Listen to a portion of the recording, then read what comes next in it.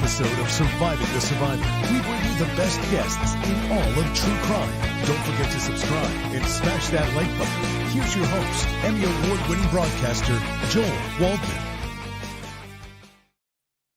What's up, STS Nation, and welcome to another episode of Surviving the Survivor, the podcast that promises to bring you the very best guests in all of true crime and also the most interesting guests. And that is what you are getting tonight. It is not just a tagline. It is our reality. This is the second show of the day. If you missed it, just a short time ago, we had one of the figures from the Mount Rushmore of true crime. That would be Vinnie Politan, lead anchor, Court TV, was just on with Carm. If you missed it, go back and check it out on the replay. But this is, I'm actually very excited about this particular show because number one, I've gotten to know one of these two people a bit, and number two, because I find it fascinating to hear about what it is like to testify at one of these high-profile trials, and that is exactly what we're about to hear. It is hard to believe that it was less than a year ago that Charlie Adelson was convicted, now spending life in prison. Was supposed to be in Florida. But apparently some Latin King gang members did not approve of that.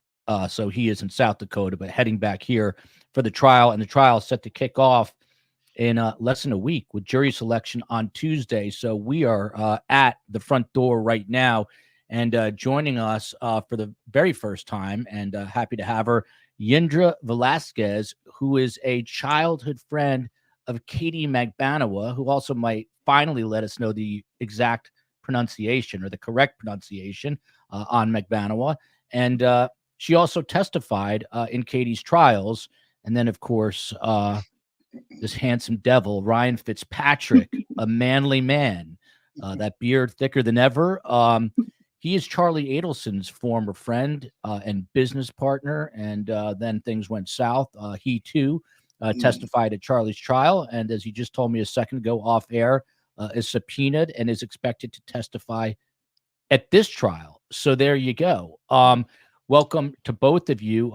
First and most obvious question. And by the way, STS Nation, put in the triple Qs so I see him in all caps, and I will, whatever questions you want to ask Ryan and Yindra that they're willing to answer, put them in there, and I'll be scrolling down to the bottom of the chat, and we can ask them that. So, Yindra, I mean, most obvious question.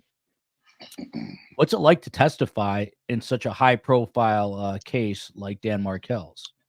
Oh, man, I think it was the most nerve-wracking thing other than having my kids, truthfully. I see things like that on TV all the time. I love it. I watch true crime all day, every day.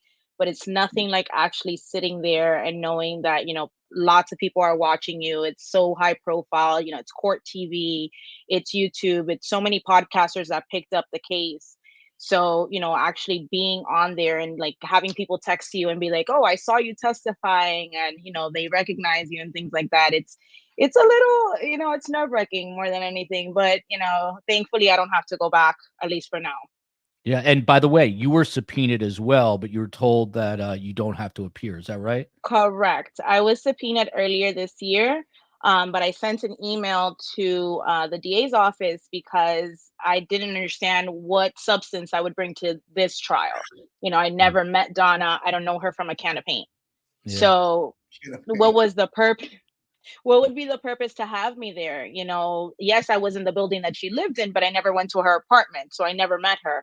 So really, what questions could I answer to this case about her, about anything, when I don't know her? So I sent an email, and it took a few months to get a response. Also, the storm had passed in Tallahassee, so I knew that they didn't have any power for some time. And there was like a lot going on in Tallahassee. So not too long ago, maybe about 3 or 4 weeks ago, I got an email stating like, hey, you could disregard the subpoena. You don't need to come. And I was ecstatic. I literally screenshot that email and sent it to everybody I knew. And I was like, I don't have to go. Can I have the template? I know. By the way, someone in the chat already saying Ryan was here we go, Julia Nielsen. You're the funniest witness. to Ryan. So kudos to you there. By the way, Jimmy McNutty, who some claim I have a bromance with, who I met in LA at my book signing, he's been following trial since the early 90s, Ryan. And he's like, how come you guys aren't under gag orders? Are you free to speak to me tonight? I assume you are. Yeah, I've never been given a gag order ever. Yeah, I mean, the truth is what it is. So no one's told me not to tell the truth. Yeah. Let's just dive right into this because it's a good question right here. And then we can kind of backtrack. So I got a lot of questions for you, by the way. Steve Cohen helped me out on that. When you got 2 shows in a day, good to have a smart guy like Steve Cohen beside help you with questions. So, how does Ryan feel from Fairy Glam Psychologist about Charlie's jail calls where he minimizes the extent of their friendship? Did you even listen to the jailhouse calls? They're pretty interesting. What do you make of it, Ryan? You know, I mean, Google narcissist. You know, I at this point, there's nothing that comes out of his mouth that holds a can of beans in my life. You know, he'll talk his way and rationalize everything, but the one thing he can't rationalize is the irrational thing that they did, and that's why we're all here, unfortunately, together talking about this.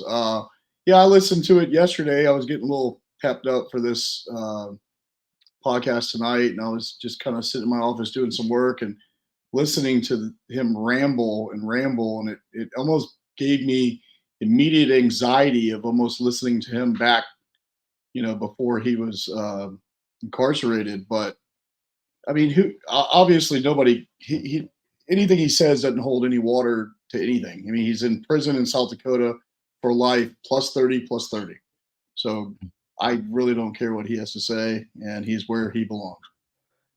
Yeah. How do you feel about the fact, before I get to this question on here on the screen, you know, just that you mentioned to him, this whole revelation that he had to be shipped out of Florida over to South Dakota for his safety. Do you believe he's a real target? I mean, I know you guys ended your relationship on bad terms, but I mean, how do you feel about the Latin Kings allegedly putting a target on his back? I don't know. I feel like he probably acted like a prima donna, and he acted entitled, and he probably upset some of the correctional officers and the warden, and they said, you know what, we're going to send you away. Good luck. You know, you will never have visitors. You'll never see your family because they're all going to be incarcerated here in the next couple of years, and this is what you're going to get. So shut up and go to jail. So I mean, yeah, I don't know about any hits. I don't even think the Latin Kings probably give a shit about them. You know.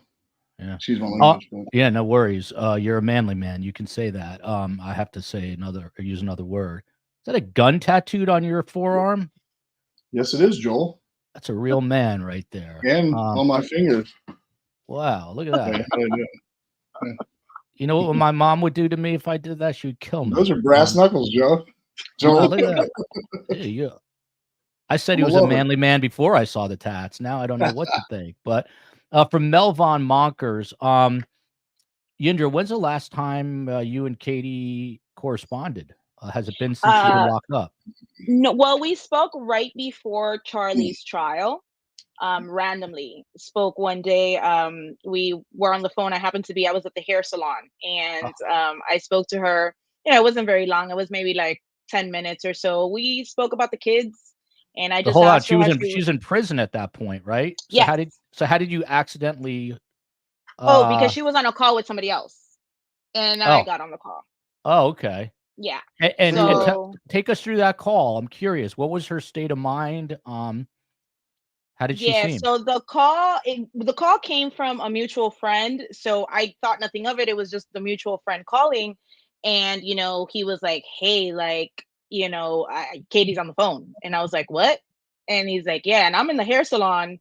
I'm under the hair dryer. If you've ever been to a Dominican hair salon, it's loud in there. There's rollers, you know, you got the whole thing going. And I was like, what is happening? So, you know, she gets on the phone and she's like, hey, how are you? And, you know, how are the kids? And, you know, how's everything going? How's your life? You know, she asked if I was still dating the same guy, things like that. Because when her and I, when she was out, I was going through the separation with my ex-husband. So she was like, "Oh, are you still dating the same guy?" Because I started dating a different man. And we spoke very briefly. She asked how I was doing. I asked how she was doing, how she was feeling. She said that she was much better where she was at compared to Leon County. She said that Mm. she actually was able to see the sky. And for her, that was a huge deal because in Leon County, she didn't get to see the sky. And I'll always remember when she said that because, we take for granted so many things, being out here in the free world and to hear somebody say, "Hey, I get to see the sky." Yeah. And it's so Yeah. crazy. It was Yeah. wild.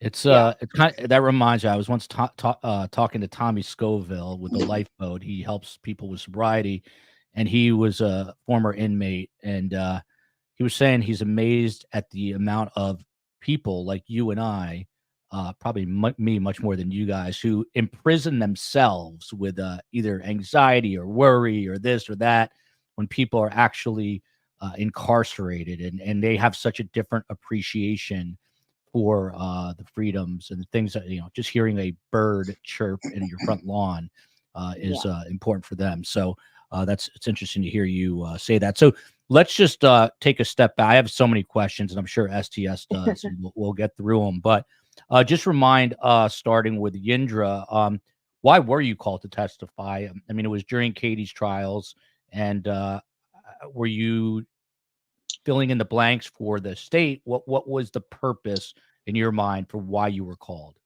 I think I was called because her and I worked together. At one point, we worked both two jobs together. So we worked at the nightclub together, and we worked within the real estate office that I worked at. She shared an office with me. I had a very big office, and she didn't have an office. She was an assistant to one of the realtors, so I let her sit in my office, and we knew each other, so it was not a big deal. She was doing her thing, I was doing mine. We weren't bothering each other in any way, shape, or form. So I think mainly it was because they needed to see the issue with the money, right? They wanted to see how much money we were making. If I was making the same amount of money as her, if I was making the same deposits as her. Mm. So I pretty much, walked them through that. And they also just wanted to see, how I knew her. And I think ultimately they wanted to know if I knew anything more Yeah. than what I was saying. And a lot of people A- think that. And how did you know her? What was the first time you guys met? Oh, we met in high school. Okay. So I've known her for quite some time. She dated somebody that I know that he's a DJ, and she dated him when we were in school, and then she started dating Sigfredo after shortly thereafter. But we've known each other for many, many years. We didn't speak for a while, like after we graduated high school. She went away, she went to UCF. I stayed here in Miami. But then she came back and we saw each other again when I turned 25. It was my 25th birthday. And I'll go back and ask you some questions. I just want to kind of divvy it up so the airtime is fair. But Ryan, same question to you. I mean, you were called to testify, and what was the reason given? I mean, what were you supposed to accomplish for the state? What was your purpose of testifying? Originally, or for this trial? Originally.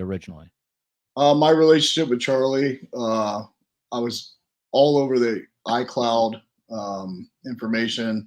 I mean, I talked to him multiple times a day, was with him all the time, know the family. I mean, unfortunately, I got, wrapped up in this, but I think they didn't have any choice but to call me. Mm. I say if nominated, I will run, and if elected, I will serve.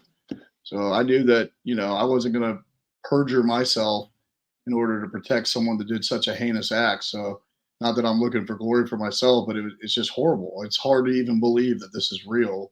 And it's going on, almost 10 and a half years.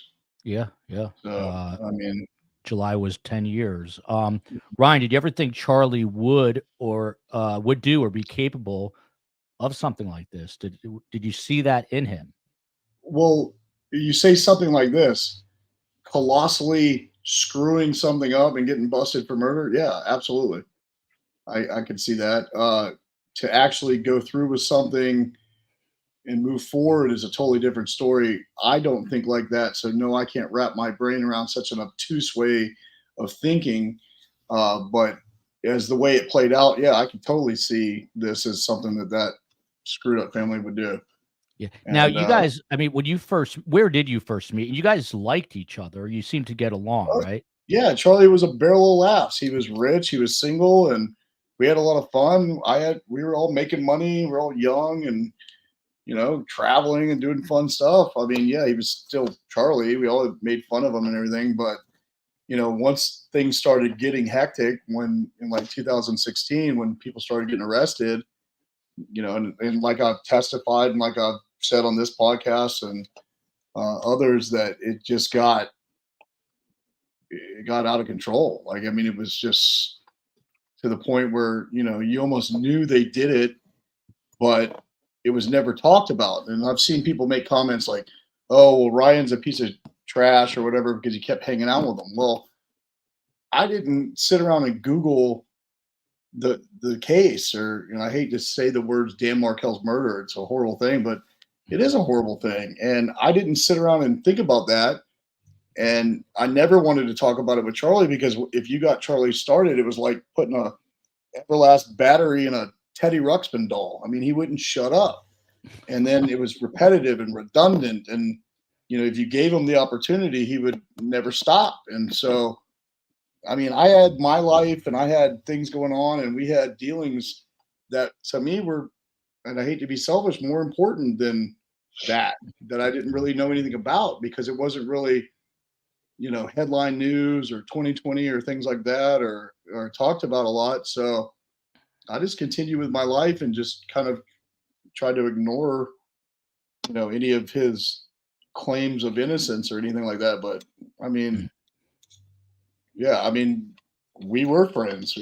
We had great times, and I like to have thought that he and his family were good people. But when you start peeling that layer of the layers of the onion, you start realizing like shit stinks. It's yeah. Hey, COE, do me a favor. Also, pull up the beach photo. Yindra, people want it. By the way, Yindra, were you prior to all this, and I guess Ryan too, but Yindra first, were you interested in true crime or the true crime genre? Was this something that you watched? Did you watch Dateline, Yindra? I watch everything that you can think about. Unsolved Mysteries, 48 Hours, Dateline, 2020, First 48. So, et cetera, et cetera, I mean, et how cetera. surreal was it to all of a sudden see the person on these shows? It was the craziest thing. So when they did the 2020 special, I was like, holy crap. My uncle lives in Spain. And actually this case made it all the way over there. Oh, and he saw the 2020, and the crazy thing was it was on the news, and he remembered Katie's face because he saw pictures of Katie and I on my Facebook, because I have my uncle on my Facebook, and he was like, why is your friend on the news as part of a murder? And I was like, oh my God, this is big. This is a big, big thing. So it became more and more surreal. It also became surreal when I was at trial, the first trial, and, reporters were coming up to me and giving me their business cards and saying, if I wanted to interview with them, and I was just like, this is crazy, taking out my garbage and having journalists come to my front yard. So yeah, it definitely became surreal. Yeah, media can be creepy, I guess. Yeah. Jackie's asking in the chat, what is going up in my yard? Leave mowing. What is the STS TikTok? It should be Surviving Survivor, and I'm glad you asked, because we're starting to put shorts onto social, and we're going to be putting them onto TikTok, I hope. I don't really understand TikTok, but that's all. I've got some good ones, man. You should. Oh yeah. All right. Well, where do I find? Are you Ryan Fitzpatrick? How do I find you on TikTok? No, I don't put them on there, but what people you have make videos about me, like Fancy, and then Judy, and then there's that True Crime Metrics guy. He destroys me on my testimony. It's actually funny. It's hilarious. He said I'm a new species. It's Macho Sapien or something. He's hilarious. I really like him. It's hilarious. Yeah, it's a good trade. He's trademarked that. Brittany here to Ryan. Have you talked to Bree or June since Charlie's conviction? What's the word? Yes. And both. How is Bree doing, considering the circumstances? I talked to Bree after the conviction. and I think it's all over the interwebs or whatever. Whatever. Like, good luck with her. June, I actually talked to kind of the other day in passing, and she asked me to like give a good shout out for her online instead of disparaging her. So we love you, June. Keep doing the good work. By the way, I'm not pulling this up because of my, my narcissism, but my mom's from Serbia. Look at this. And she says I'm smart. So how about that? I can't even begin to pronounce this. My mother could pronounce it, no problem. But welcome to Serbia for coming in here tonight. Love that. Janakovic and Angelka. Yeah, I don't know. Sounds like Janakovic would be the last name, though. I don't know. Who knows? It's Serbia is a cool place, by the way. I was just there last summer. Yindra, what these questions are amazing. I don't even have to prep with questions. What is Yindra's response to people who may feel that you over sympathize with Katie? Some would say she deserves to never see that son again for taking Danny's life. And by the way, what is the correct pronunciation on her last name? Magbaua. Okay. Say it again. Yeah. Magbaua. I'll never be able to say that, but anyway. Maga, never gonna get out of prison anyway. So my thing is, like, I feel we're all human, right? The Katie that I knew was not the Katie that we now know, right? So it's not about me over sympathizing with her. It's just I don't hate the girl. I can't sit here and say that I hate her. I do not condone anything that she did. I don't condone what anybody did in this case at all. And I do think that she is where she should be. What she did, whenever you do things, I tell this to my kids all the time, your actions have consequences. Whether they're good or bad things that you do, there are consequences to your actions. I don't feel that I oversympathize with her. I don't sit here and spew hate towards her. She did a lot of good for me, my family, my children, when I had nobody else there for me. In a lot of hard times in my life. And I have to always remember that. And I am appreciative for those things. But I don't condone what she did. And I hate when people say that, because I have reiterated this so many times. And in every single podcast that I have been on, I have said this. I'm like, I don't condone anything. They are where they're supposed to be. Like, I feel bad for the kids. I feel bad for Dan's parents, his family, his friends. I don't feel bad for the fact that she's in there. That's where she needs to be. That's where they all need to be. And Wendy's missing, but we're gonna get to that. Abby Crossing, big friend of the show. Did Yindra hang around with Charlie and Katie at the time that they were dating? Yes. Actually hung out. Yeah, actually hung out 2 times. One time we went to Las Olas and went to, a nightclub. He had, connections there. He knew a couple of bouncers or whatnot. So, we went out, of course, he splurged and nobody had to pay for anything, the whole 9. I'm so sorry, but what was your initial impression? Like when you first met him, what was your absolute first impression? So I knew of him because she had told me about him, but I had not actually met him. So when we went out that very first time to Las Olas was when I met him.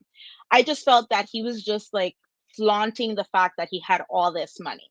The man does not shut the hell up. Ever. And I am a talker. Okay. Like I can blab on here. I don't know if you've seen me on the other podcast. I was on with Judy, I think 3 hours talking. But this man's, I promise. I want to look it up tonight. This man's downfall was his mouth, because all he could do is talk, and he talked himself right into prison. So I just felt that he's very arrogant. He was never rude. I could say that. He was never rude, but he was just very arrogant. I didn't like the fact that he just needed to make sure that everybody knew that he was rich. COE, give me 1 sec. We're getting to it. Relax. It's a bite. What does that mean? It's soundbite. A soundbite. We're getting to it. Yindra, I got to put you on the spot. Who do you think's more handsome first impression, Ryan Fitzpatrick or Charlie Adelson? Oh, Ryan. Look at that. Look at us. Look at the smile. I agree. Charlie has always had those bags going, more bags than I have in my closet. So it's just not. The best. Don't mess with the Dominican woman.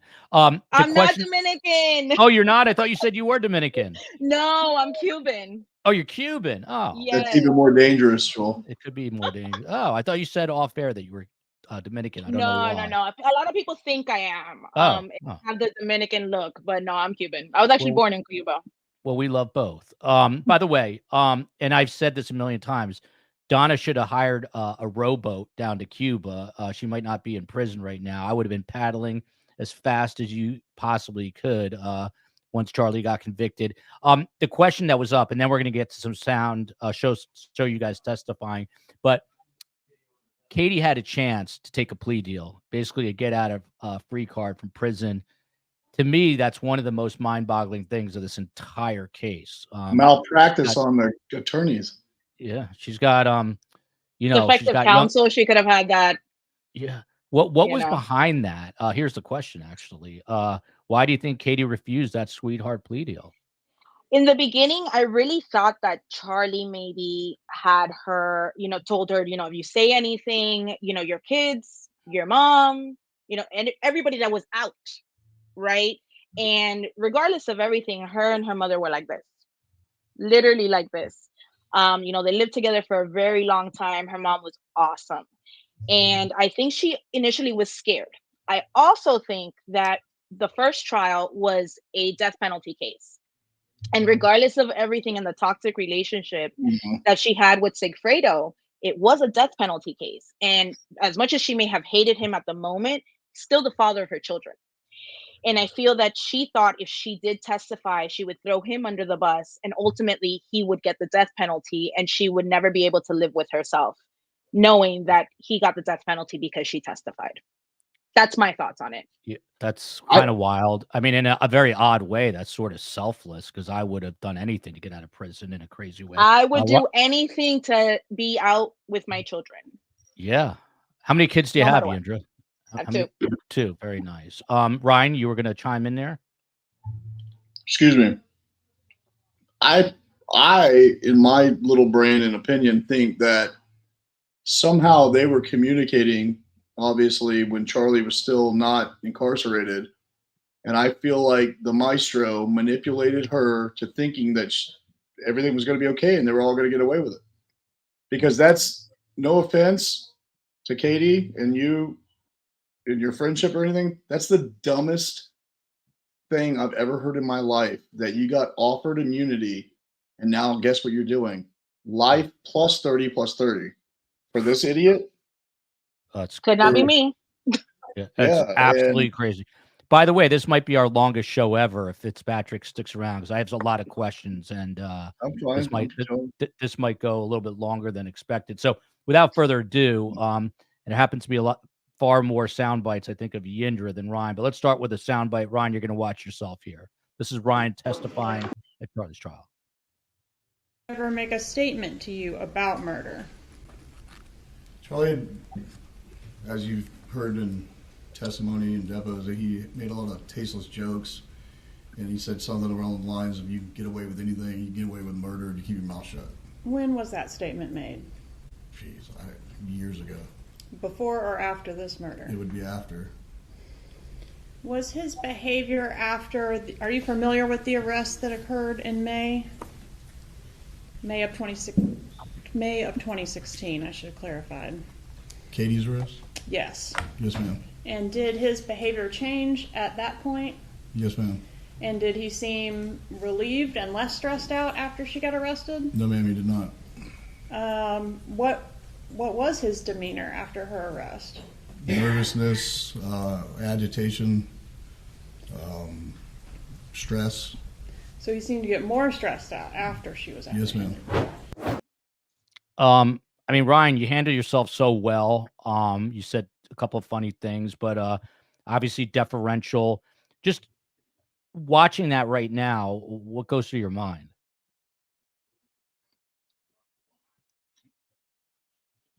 I'm not allowed to be selfish because everyone will tear me up on YouTube, but I'm embarrassed to be involved.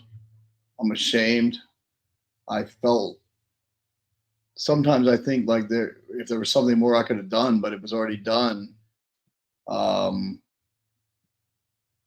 I don't know what I was going through at the time in my life where I thought it wasn't a big deal. It just wasn't a part of my life. I mean, it was something that was like swept under the rug that, oh, no big deal. Like, that's not real. That's horrible. But it was never talked about by them. So to me, it's like you see a murder in Springfield, Illinois or something. Oh, that's horrible. Move on with your life. And I'm not trying to discount the loss that the Markel family have had or the efforts that we've all put in here to testify to bring people to justice. But I just look at that and I'm just thinking about where I'm at in my life and like the people I'm around. And you really do some like soul searching. You're like, good God, he's a murderer. The mom's a murderer. Mom's the culprit. The mom is the biggest one. She should get the death penalty. I don't care how old she is. She is the mastermind of this thing. And I'm just embarrassed and I'm sorry to the world that I was associated with him. Like, but it was like a double agent. It was like Jekyll and Hyde. Like this wasn't the person or the family that I knew. That was all something that they did as a family. And it's surreal. It's almost like bizarro world to me. So yeah, I mean, I don't know. What I'll say to that is sometimes you just don't know who a person is, even when you think you do, and you Right. really can't get inside a person's head. I know you probably beat yourself up over it, but that's my 2 cents. But Tamara, to Yindra, Katie's children, I always talk about the victims in this case, obviously Dan Markel and his children, but it's also Charlie's kid doesn't deserve this, and either the Sigfredo and Katie's children. Do you know how they're doing and who is raising them? Katie's brother is raising them down here in Florida and down here in South Florida, because both of her brothers are in Florida, but one's in Gainesville and one's down here. So he's raising them. And last I heard a couple of weeks ago, they are doing quite well. So I'm very happy. They're thriving in school. They're good kids, after like everything that they're dealing with, because I'm pretty sure they're old enough to know what's going on. Her son is about to be an adult. So I'm pretty sure he's Googled and figured it out by now. Like, there's only so much you can lie to your kids about. I have a teenager and she knows how to use the internet. So I'm pretty sure he's Googled his mom before, but they're doing well. Is he's like a late teen? Yeah, he's going to be 18. Oh, wow. At the end of the year. Yeah. He'll be 18 in December. And the other child? She is 12 now. 12. Okay. Yes. Yeah, it's really awful. Here's an interesting question from Lindsay to Yindra. No offense, but it seems so unlike Charlie to date a woman with kids and an ex-convict who was her husband or partner. Was it all part of the plot, do you think, or was it him being on both sides of the tracks? What do you think was behind the I guess the attraction? He has an Asian fetish. Yes. That's what it is. Yes. Yes. Simple as that. The man has an Asian fetish. Never my cup of tea, but he definitely did. I was very surprised to see what the mother of his child looks like, because she's not Asian. So for me, I thought the mother of his kid would be an Asian woman. Bree's a beautiful woman, but I don't think that was necessarily planned or intentional by any means. Yeah. Maybe on her part, but not his. Yes. Yeah. He probably knew he was going to prison. She's like, hey, cha-ching. By the way, Dave, Wendy's boyfriend, she was Dave's nanny. Yes. So, I mean, the web is very entangled. Yes, it is. Ryan Fitzpatrick, like a good American, has a flag on his sleeve. Today is 9/11, so let's keep that in mind. And Hurricane Francine, Category 2, just made landfall, but a lot of people didn't even know there was a hurricane, not here in Miami, but in the Gulf, headed to Louisiana. So hope everybody is okay there. But so Ryan, just a little more inside baseball. Prior to that testimony that you gave, what's just walk us through the process. Like, what's the prep like? How often do you talk to the state? The defense attorneys, depose you? How does that all work? Well, it's interesting. When the last trial, again, when it was Charlie on trial, I have talked to Jason Newland, the special investigator for Leon County State's Attorney's Office, or I guess whatever it is. He's my age, used to pitch for Florida State, really solid guy. And my brother-in-law grew up with Georgia Kappelman, which is crazy, like small world. So I started reaching out to Jason and being like, hey, man, this is uncomfortable for me. What do they got? Like what, through discovery, or what do I need to prepare myself for? And he basically kind of he didn't guide me by any means. He didn't do anything unethical or, but he told me, he's like, yeah, they're going to bust you up on those text messages. I was like, 10 plus years of text messages, and they pulled out 2. That's why when Rashbaum thought he was destroying me on the stand, and I was just like, yeah, I said it. So what? I did. I mean, what am I going to lie? Yeah. I mean, it wasn't my proudest moment. I mean, but I was a little prepared because I've done and been involved in 10,000 depositions, 20,000 examinations under oath, 50,000 recorded statements. I mean, it's like I knew the play before the coach called the play on the other team, and he thought he was rattling me, and I was just like, this is what, like, honestly, I always ask myself, why am I here? Like, why, what I don't want to be here. Why am I here? Is it stapled money? Is it, Charlie told me you get away with murder. I mean, okay, but I want to go home with my life, and it's hard because what's next? Wendy, and then possibly Harvey. Was that going to be another 6 years? And I'm not faulting the prosecution because Kappelman is a chess player and the defense is playing checkers, and she is methodically, strategically taking them down one by one, and I applaud her and thank her for her efforts. She's been on the show before. I hope she comes back on, and she's awesome. She is a high-level chess player for sure. What about this comment, Yindra? Wendy is the mastermind. Do these two think Wendy is guilty? What do you think about this, Yindra? 100%.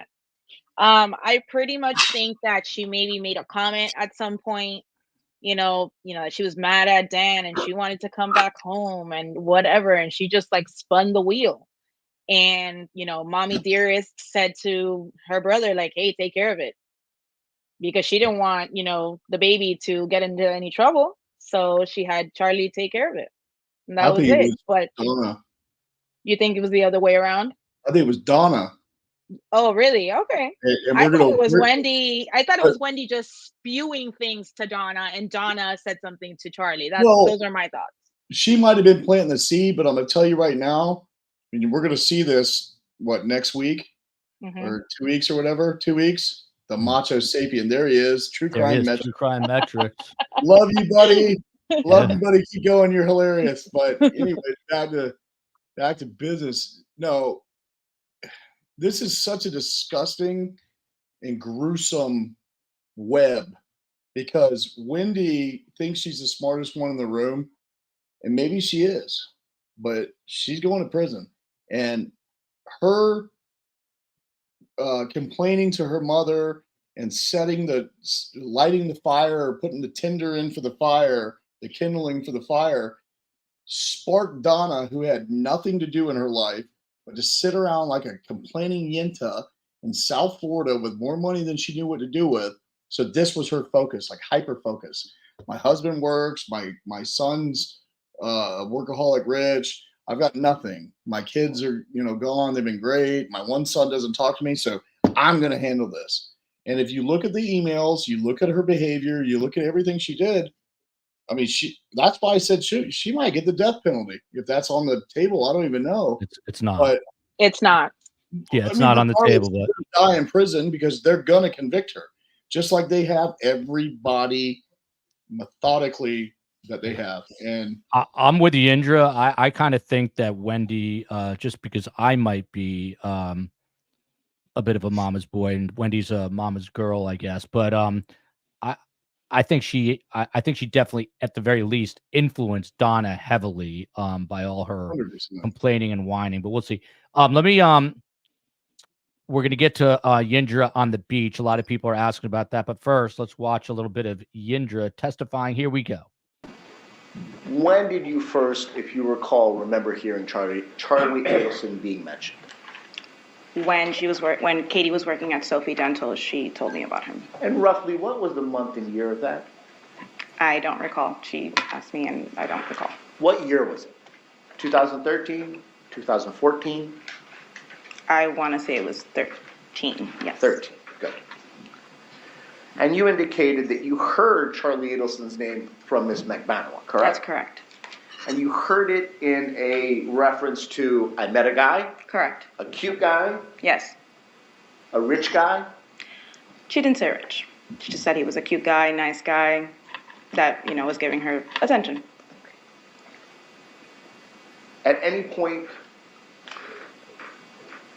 did you believe that they had an actual relationship other than just some guy that she met that was cute? No. I just thought they were casually dating. Again, I mean, Yindra, you handled it really well. How bizarre is it to watch yourself testify in a murder case? I was really thin there. That goes to tell you how long ago that was. No, I mean, I was being honest, man. Like, she never said that was her boyfriend. And that to me was the weirdest thing, that she never said, hey, my boyfriend. Like, she literally was like, it's this guy, he takes me out, we have a good time, whatever I want, I have. And that was it. I honestly really thought that it was a casual thing. I never even saw her getting upset if that they hadn't spoken. Sometimes they wouldn't speak for, a week or 2 weeks or whatever. And I'll be like, hey, have you spoken to Charlie? And she's like, oh, no. And it was like, okay, no. And, unfortunately here in Miami, that's very common. You just casually date sometimes. And, she was somebody that was going through a breakup and she was casually dating. So I thought nothing of it, honestly. Mm. What about this one, Ryan Fitzpatrick? I have all these questions I'm not even asking because the questions from STS are so good. As I say, best guess, you see it over my shoulder, better community with my Edvard Munch scream there, that little statue. Ryan, I'm So Tired. That's a good screen name for me. What does the panel, you, think about Robert? You think he's going to testify? He has been subpoenaed, and there's apparently a sealed motion regarding him that they were talking about behind closed doors. By the way, I completely forgot. We have a live hearing with Donna tomorrow morning. I am not prepared for that. So we will take that live. COE, completely forgot, but we are covering that live with Tim Jansen. But Ryan Fitzpatrick, and by the way, COE, it'd be nice to see the beach shot because we're going to talk about the beach and the beach shot with Yindra. It'll be nice to see that. Famous picture. Yeah, the famous picture, COE. But Ryan, I don't even know what the question was now. But it was, what do you think Robert will testify to?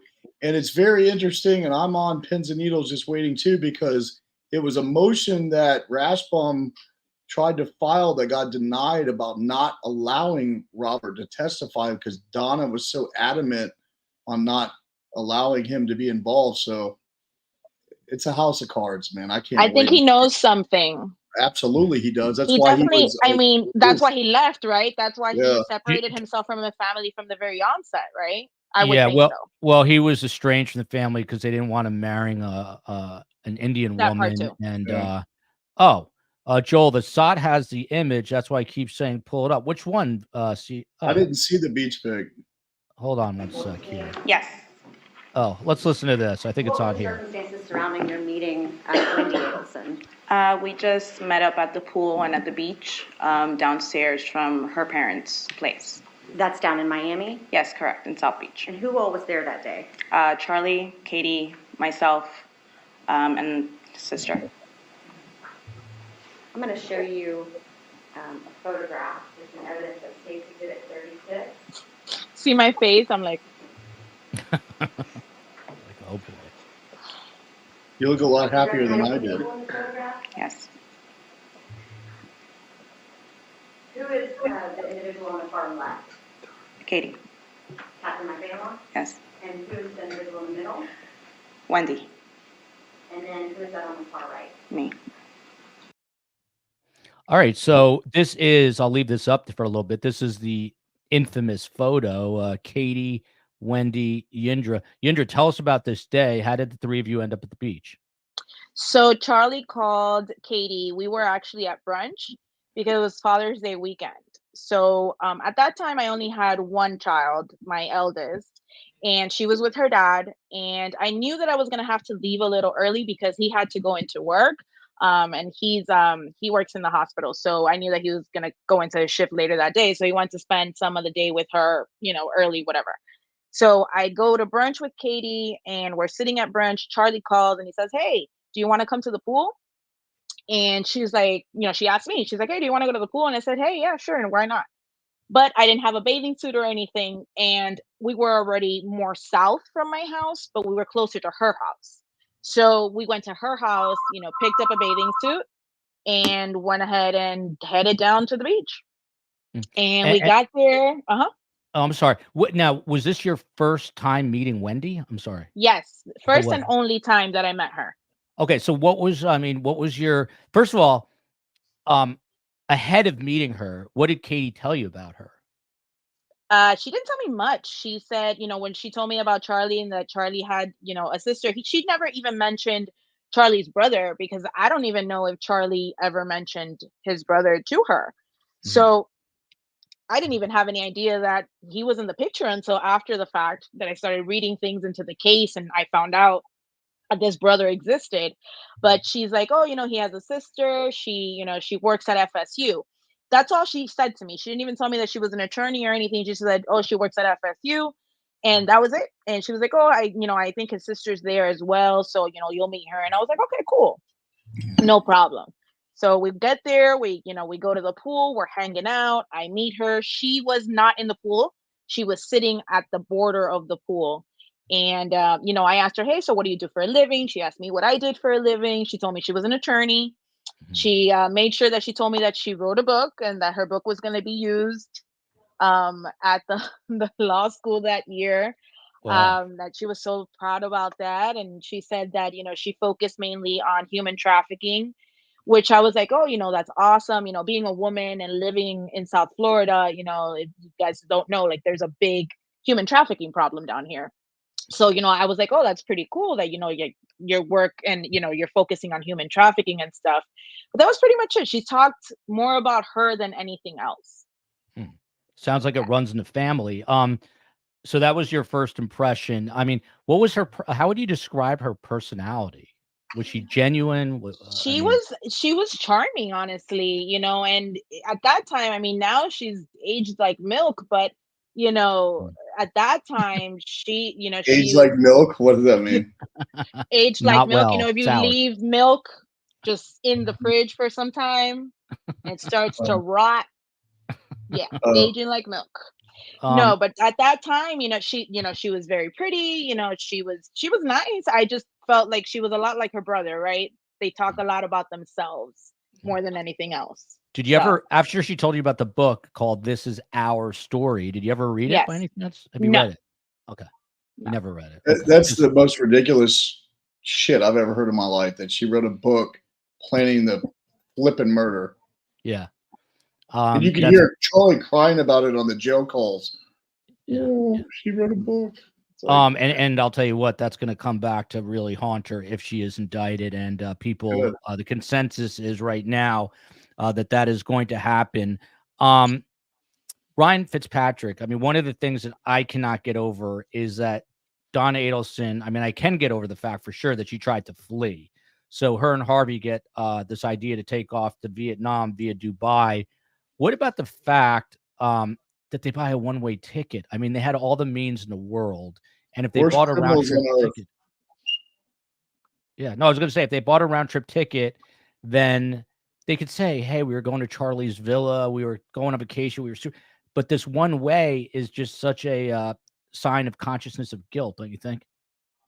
Yeah, I'm actually excited to run into Scott Radius in Tallahassee. Actually, I hate to say that I'm excited in a positive sense, but I haven't seen him since 2016 New Year's in Manila, and what he did was, admirable to do the right thing, to contact the authorities or FBI or whoever he contacted with their fleeing plan to go to Vietnam through Dubai with a one-way ticket. That's not suspicious. Give me a break. Yeah, not suspicious at all. But what's interesting is I started watching these jail calls and the text messages between Scott Radius and Harvey Adelson, and it became uncannily or like very uncomfortably familiar of an Adelson asking someone for money when Charlie was texting me for money, harassing me for money when he made a bad investment and I didn't have the money and I didn't take any money. But if you read or if you watch the YouTube things where Harvey's texting Scott about the $175,000 investment that Charlie was trying to buy a villa in Vietnam, and Harvey's like, well, where's the money? Where's the documents? And Scott's like, there are no documents, dumbass. Like, he's a murderer and he's fleeing and he's set, you know what I mean? Like, it's Vietnam. And you can't buy a place in Vietnam, apparently, if you're not Vietnamese, and all this bull crap or whatever that's going on. And Harvey's just hounding on him, trying to get the money back. And I was like, wow, this is so eerily similar to Charlie. So take us back a little bit, because most people don't know who Scott Radius is. He's been subpoenaed in this trial. He's a friend of Charlie's. What do you know about him? What do you know about the relationship between him and Charlie, how they met, all that sort of stuff? Scott Radius is a great dude. He's a good, as far as I know. I know him like I know, the neighbor, but he's a good guy. He managed nightclubs in Miami down in the Hard Rock. It was like Pangea and whatever the nightclub was that they tore down. They rebuilt it. And so he worked for a group that builds nightclubs and casinos all over the world. So I think Scott's done like Prague, Ibiza. He's done Singapore. He did Manila. So in 2015, Charlie was going to the Philippines, and one of his friends backed out due to a grandmother's death or something. And then him and Charlie and Scott were like, hey, Fitz, what are you doing for Christmas?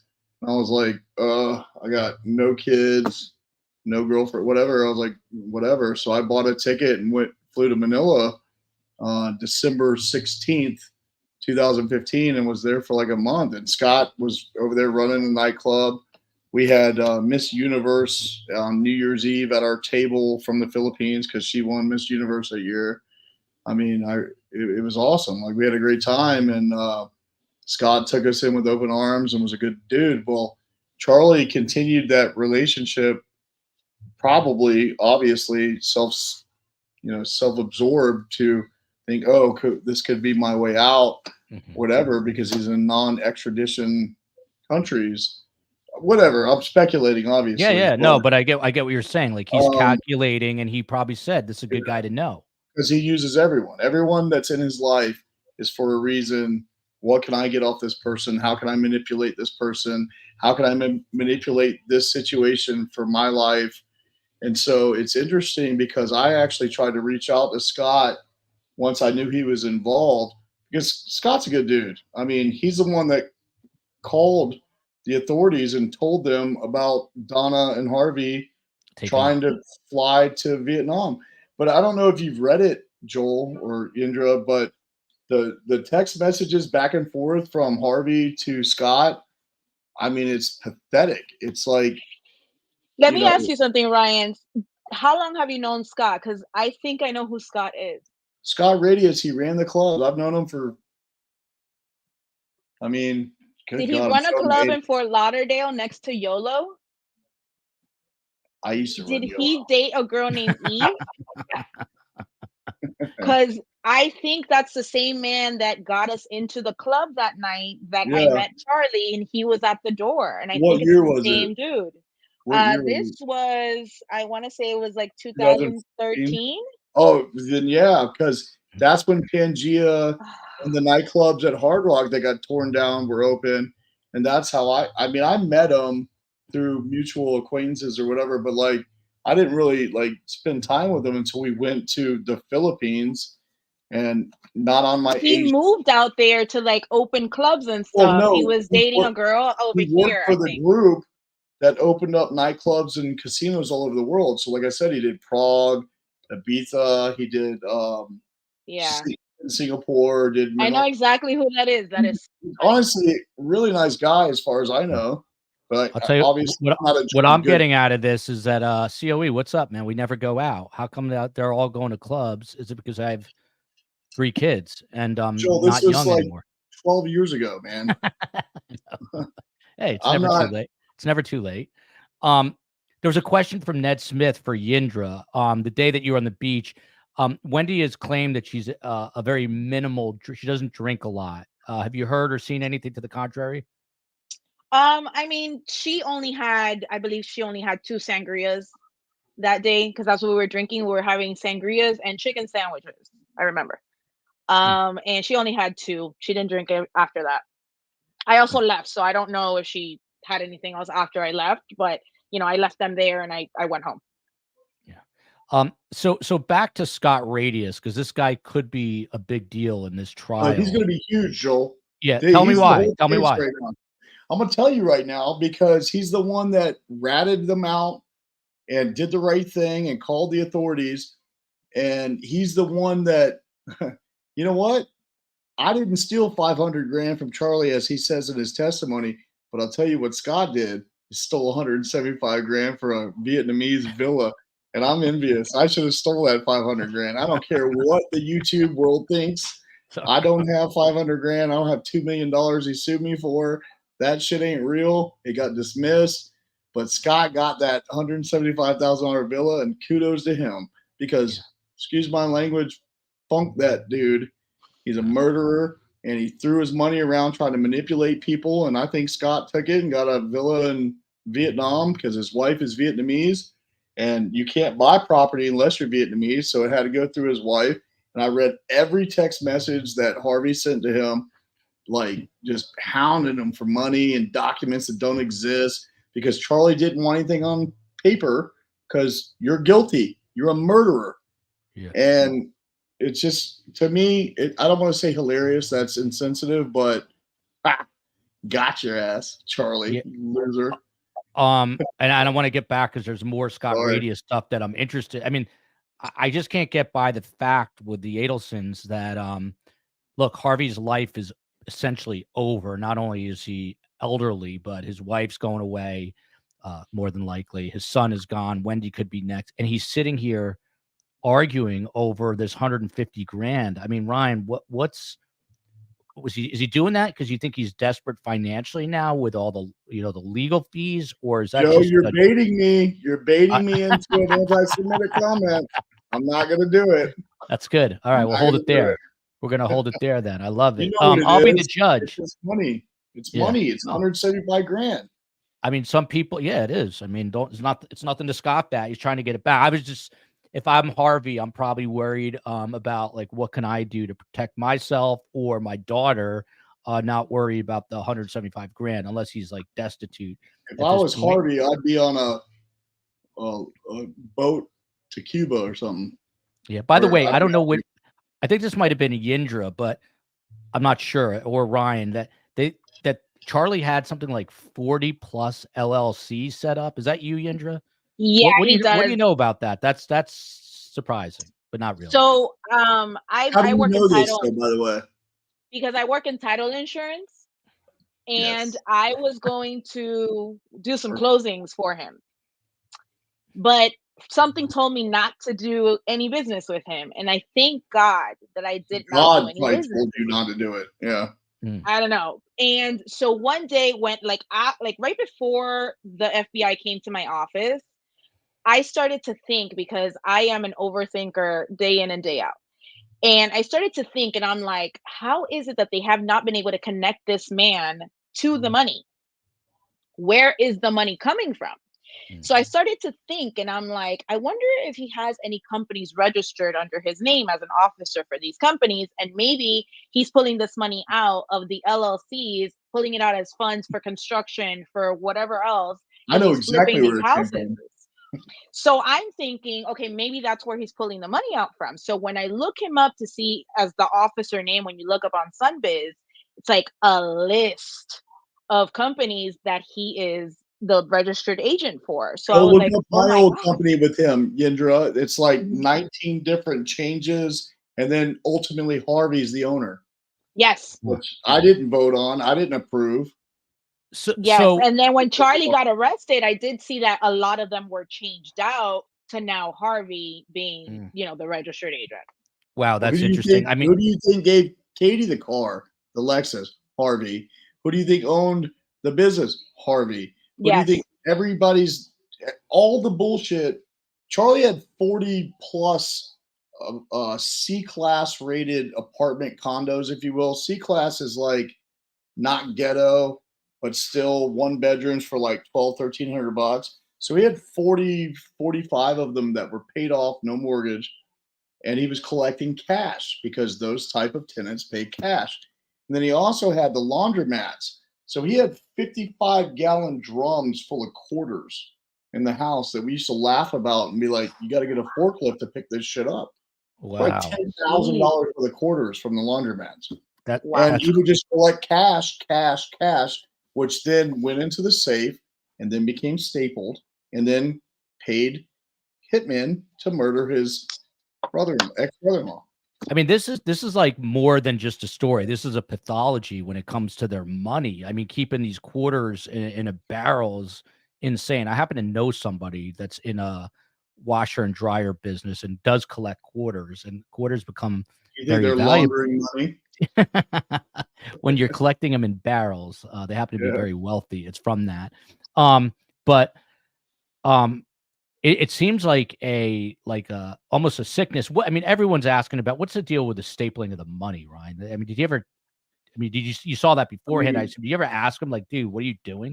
Joel, it's easier to count your 1,000 stacks when you staple them together.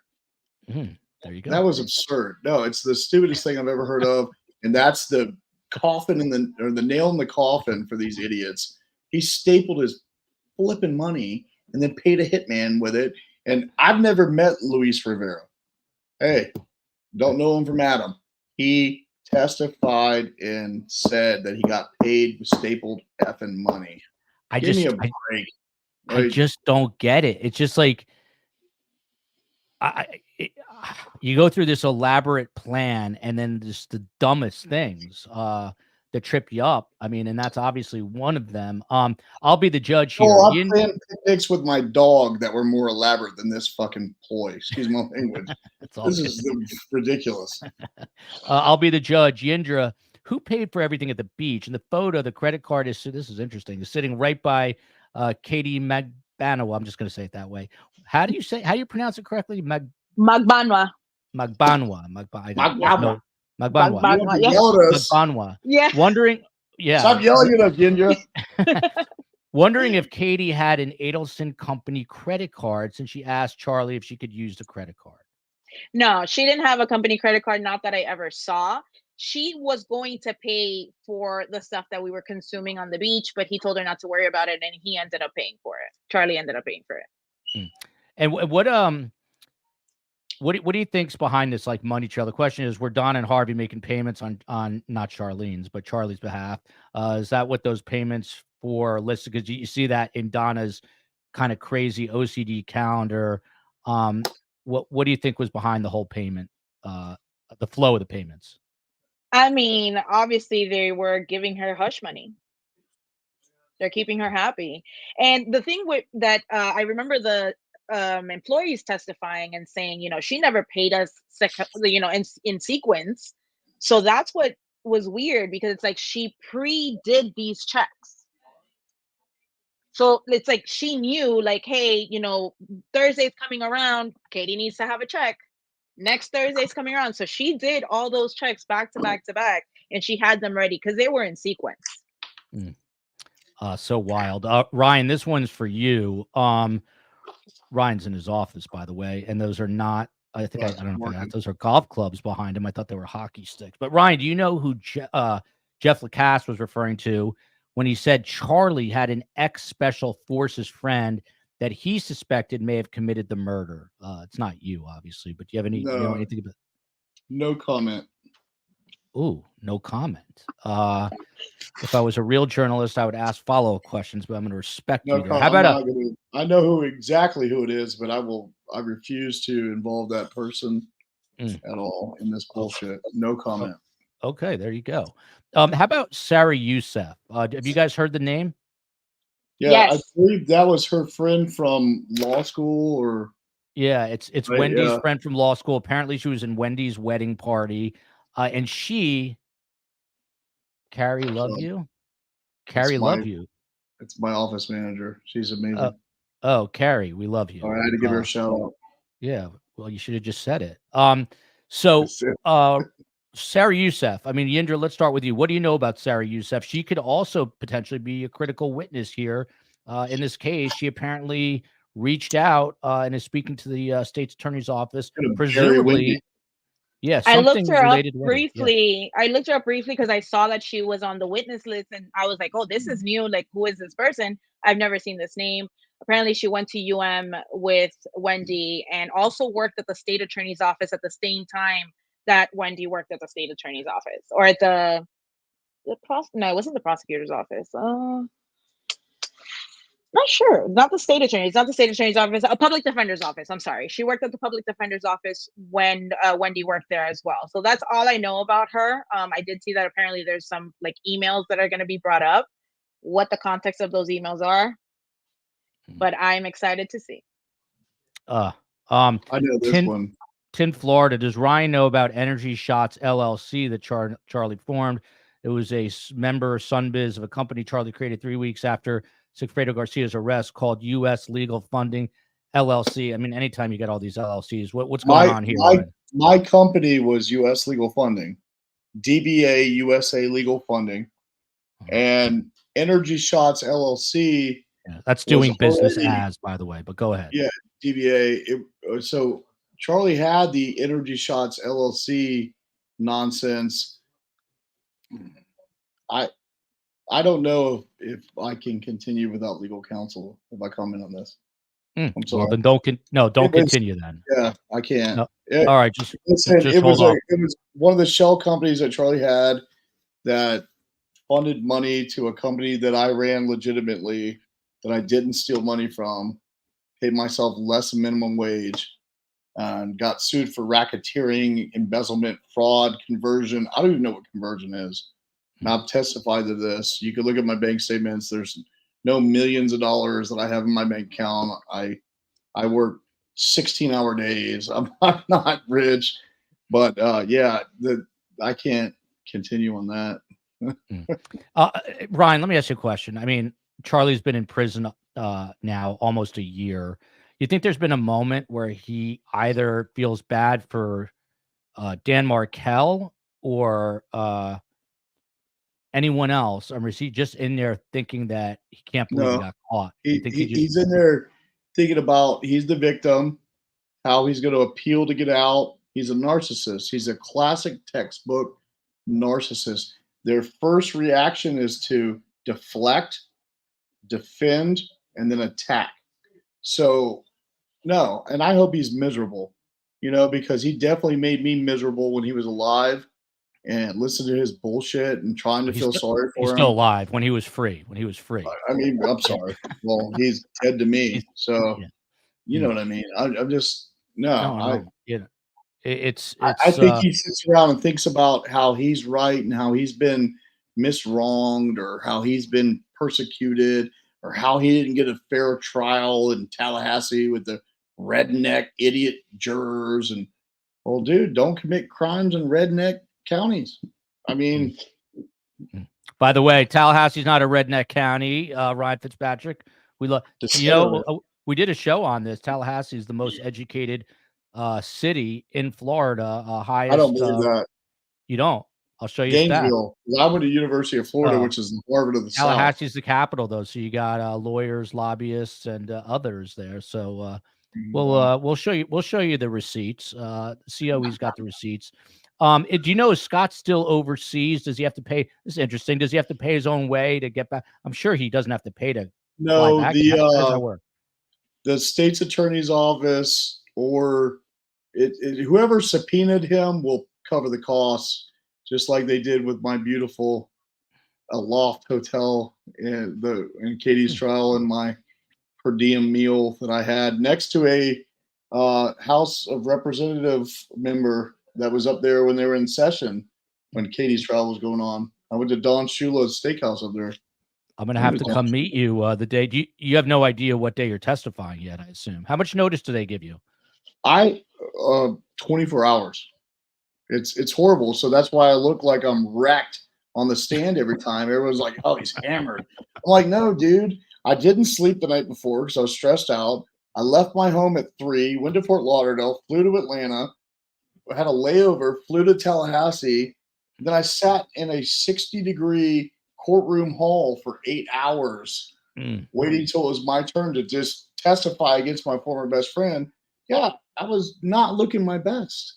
I didn't know it was a fashion show or whatever, but I thought you looked great, Rye. I got a man crush on you a little bit, so I thought you looked fantastic. Bromance. Yeah, bromance. Brady Starr here. Steve's first. Steve Cohen's first. Steve Cohen is first. Yeah. He went to lunch with me. He paid for it, too. I love it. I love to hear that. Cohen, you owe me lunch. Brady Starr, please ask Yindra what time Katie asked her to watch children when Katie was going to Charlie's the night of Dan's shooting. Excellent question. I want to say it was about 6 p.m. or so, and she dropped off the kids like 7:30. And she knew I was going to be home. I was pregnant, so I wasn't going out. I wasn't going anywhere. So that it was the same day she asked, and she was like, "Hey, can the kids stay over?" And I said, "Yeah, sure." And then I even told her, I said, "Don't come back for them because they're gonna fall asleep, and I'm not gonna wake up the kids in the middle of the night if you're gonna go hang out. I don't care what time you come back. Just come and get them in the morning." And that was it. Here's another. Was it Charlie's idea for the photo? Did that seem odd to have a photo taken, Yindra? It was his idea to take the photo. He's like, "Oh, you guys are laying there together. Why don't you just take a picture?" And I was just like, "Okay." And we just all turned and took the picture. There you go. Ryan, do you know anything about this? Why do you think Dr. Obed, who was Charlie's roommate at the time of Dan's murder, was not called as a witness for either the defense or government? Wouldn't he know about the money? Any thoughts on that? Dr. Obed is an amazing dermatologist in Fort Lauderdale. He's my dermatologist, and he has nothing to do with anything, and I can't comment any further on that. I need a good dermatologist with the sun here in Florida. I'll have to check him out. Yindra, back to you. Apparently, you told a story, and I think this comes shout out to Dawn DeKisto through her, where your child, when she was young, asked if Katie was in jail for littering. Do I have that right? What is that story? Yeah. She asked me this maybe 2 years ago, and I have a box of like old pictures, and she needed to do a project for school.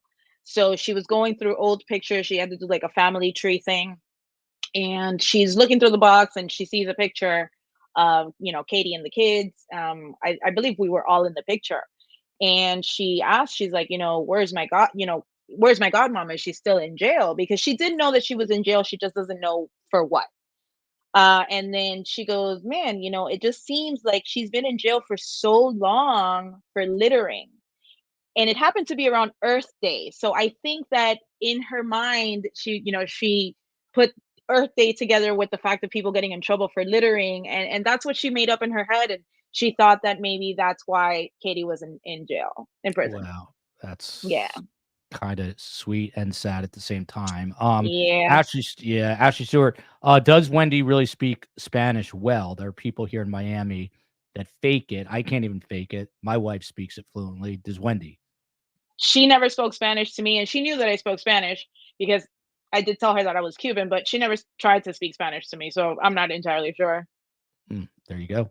From Fairy Glam to Ryan Fitzpatrick, maybe there's an STS singles connection here. You never know. As a former jail therapist, I suspect Charlie basks in the notoriety of this case. As someone who personally knew him, do you agree? Do you think he's sitting in prison going, everyone here knows me, which is not too good Because if the Latin Kings know you and you said that they double extorted you, they might come after you and kill you.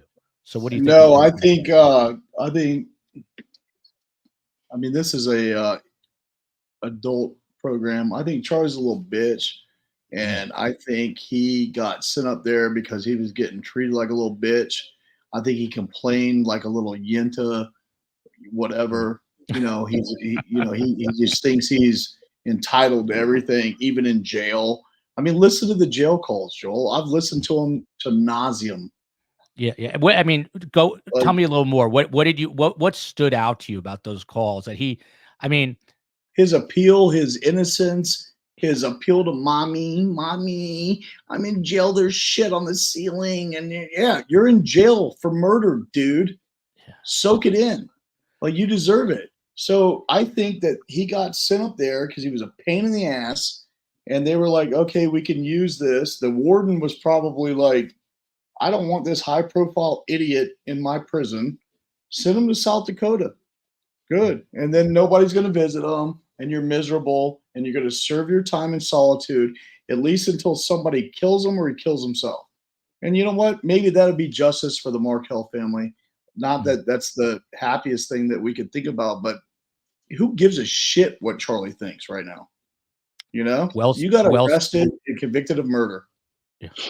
Well said there. I don't wish death on anyone, but I totally hear what you're saying. Joel, Ryan, Yindra, do you think that Wendy, you heard Ryan a little while ago saying about how George is playing high level chess against checkers. Do you think Wendy is next? I think so. I think she's probably going to pull the same thing that she did with, when Charlie got arrested. He got arrested shortly after Katie got convicted. And I think that's what she's waiting for. That woman is very strategic. She's highly intelligent. She knows exactly what she's doing. And she's over it. She's fed up with these people. She wants everybody in jail. So I think she's next. And what do you think Wendy is thinking about running like her mom? What do you think? I mean, I heard she was leaving to Austin. Yeah. And I was like, okay, well, is she going to cross the border from Austin and go to Mexico? Is that what's happening there? But at the same time, right. I do think that she's scared at this point. She sees everything that's coming out. I'm pretty sure she's in these chats. She's, she has a fake profile of some sort, and she knows exactly what's going on. So that was my next question. You think she's watching these shows? I'm not asking for myself here. Not this show specifically, but you think she's watching Dateline in 2020 and whoever else? I think they all are watching. I think Rashbaum watches. I think they all. He definitely watches. He called me out on my Facebook post. Yeah, well, whatever. Dan came on the show, so I know he's at least watched it a few times. Hey, good for Dan, man. I wish him the best. Yeah. So here's the gazillion-dollar question again from I'll Be the Judge. Ryan, what are your thoughts? And we'll get it from Yindra too. What are your thoughts on the $1 million question? Is Charlie going to flip on Wendy once he realizes he has no other options? Before you answer that, I mean, lawyers have said they're never going to offer Charlie a deal. I don't know if that's what deal. He's already convicted. He's done. Yeah. I mean, but what do you make of his attitude? Let me ask you this: what do you make of Donna and Charlie's attitude toward Wendy? They seem really annoyed with her on the jailhouse calls. I hope he buries her. I hope he lashes out and says, this bitch did it. We did it for her. This is how it went down. Myself, as well as STS Nation, and all of the people that are following this case would love to hear the truth. Let's hear it. Because we know you did it. So why don't you just say it? Tell us the truth. You did it, and you're going to bury your sister, and she deserves to go down more than any of them, because how the hell does your family murder your ex-husband and you don't know about it with the TV and the bolt? Like, get out of here. I'm with Ryan Fitzpatrick on that one. I mean, the evidence I think the evidence is a little more sparse. However, there's new evidence coming out every day, even 10 years later. And again, the Sarah Youssef could be a very critical person, as Scott Radius. You think Scott has info related to Wendy, Ryan? No, I don't. But Scott Radius will, I'm speculating, obviously, I don't know this. I think Scott Radius knows some interesting things that he had spoke to Charlie about. And obviously, if Donna Adelson felt comfortable enough to contact him about moving to Vietnam to flee the U.S. government, like this is going to be great. I mean, Scott will probably be on the stand for 3 or 4 hours. It's going to be really wild. We're gonna know in the next 2 weeks, and he did the right thing though. Yeah, it's going to be wild. Mary Binney joining as a new member, even though she's been here before. Nikki Cuds, my friend, to Yindra. Did Wendy, when you met her, did she seem like a nervous or anxious person to you? At that moment, no. I mean, maybe it was because we were hanging out and, having sangrias and chicken sandwiches and just hanging out on the beach. So she was quite relaxed. She said she was visiting her dad because it was Father's Day and her kids were in Tallahassee with their dad. I knew already that she lived up there because she worked at FSU, but she didn't seem nervous at all. She was completely normal. She was talking to me very nonchalant. Shout out to Wendy if she's watching. There's one more piece of sound with Yindra. Let's watch this together. Here we go. When Miss Magbaua was dating Charlie Adelson, did she bring Mr. Adelson around you a lot? Just a couple of times. It wasn't like all the time that they were together or anything like that, but we did hang out a couple of times socially. But you would describe it as rarely seeing him? Yeah, I didn't see him much. Did she talk about him much? No. When Miss Magbaua was dating Charlie Adelson, was Sigfredo Garcia still in the picture? Here and there, he was just pretty much in her life for the kids at the moment. Say that again? For the kids, mainly. But he was actually trying to be a better father and Yes. back in the relationship Yes. with Miss Magbaua?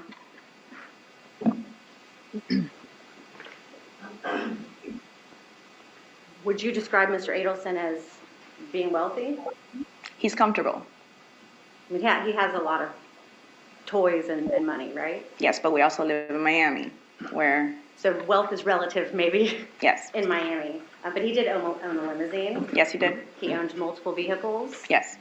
He owned jet skis, Yes. a boat. Yes, a small boat. He had a place on the water in Fort Lauderdale. Yes.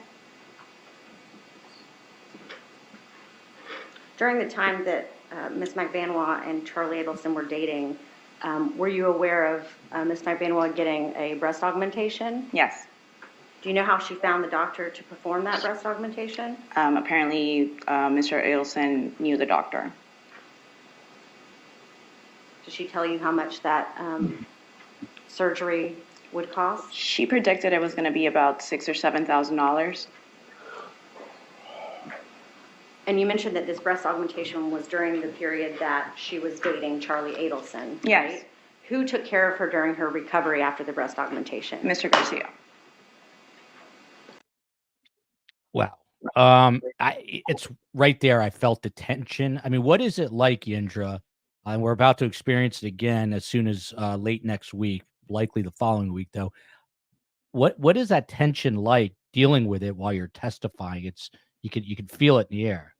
It's the worst. I have never testified before in a trial. I don't, not to say that I'm like, I never get in trouble for anything in the world, but I've never been in a courtroom in that sense, and it's just, like I said, it was very nerve-wracking. And I felt that a lot of times I was closing my eyes. And I think it was because I was just like, I cannot believe I am sitting here doing this right now. And like Ryan said, it's 60 degrees in there. You have cameras in your face. You have the jurors staring into your soul because they're trying to figure out, are you saying the truth? And everyone's trying to make you sound like a liar. Correct. I remember at the first trial, Sigfredo's attorney was like hammering me, and he was kind of being nasty. And I don't put up with people talking to me a certain way, so I didn't like that either. And I'm just like, hey man, like, I'm not the one on trial here, man. You guys brought me here because you need me. I don't need you. So don't talk to me anyway, because for what? So I think it was just a lot of tension. I just didn't want to be there. Just like, Ryan said, like, hey man, I've been traveling all night. I had a layover in Atlanta as well, which I thought was the stupidest thing. I live in Horrible. Miami. They Why are just you had a dragging? direct flight on JetBlue, but they canceled it. Yindra, Like, I don't. when I was flying back, the last time I testified, it was like a rainstorm. They were going to cancel my flight. They wanted to send me to Puerto Rico and then to Fort Lauderdale. I mean, I would have been okay with that. I had shit to do.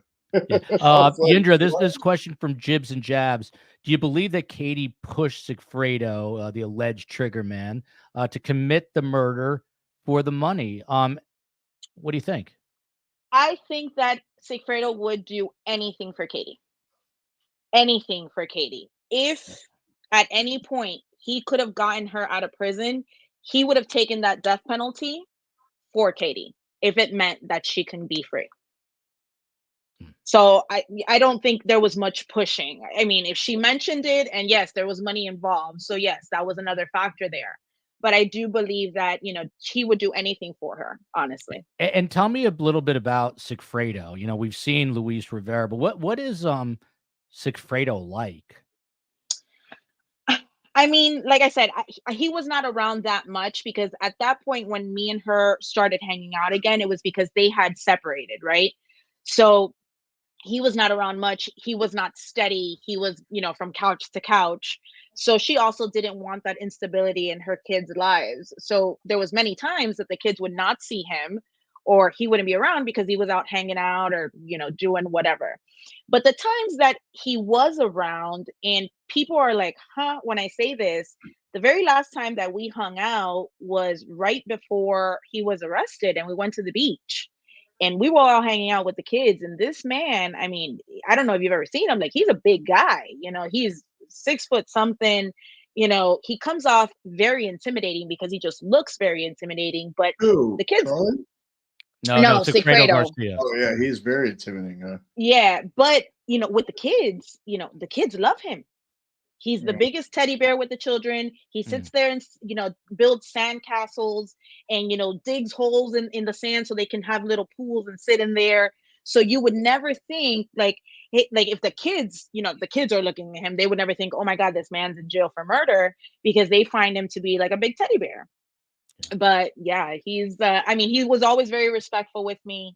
I know that he had a drug problem, but he never consumed drugs in front of me. He was always very respectful, at least to me, never fought with her in front of me or anything. So I can't comment on that because I really don't know. And although we all grew up together in the same area, he was older than I was. So, we weren't going to school together at the same time or anything. He was older than us. So yeah, it's weird. It's very weird. It's just so sad hearing about that, like playing with the kids on the beach and all for Yeah. what? I mean, all because Charlie somehow persuaded this, I don't know, manifested it to happen somehow. Ms. Lizzie, back to Bree for a minute, Rye. Does Rye know if she and Charlie talk regularly and have the Adelsons followed through with helping to provide for her son? Poor kids, all of them, such a loss. Do you know? Yeah, I have no idea. It's none of my business. There you go. I love how Ryan just skirts around it now. He's just very blunt, this guy. I love it. Catherine, Ryan, do you think Charlie started out being cute, saying it would be cheaper to kill Dan, and then it just rolled eventually into this?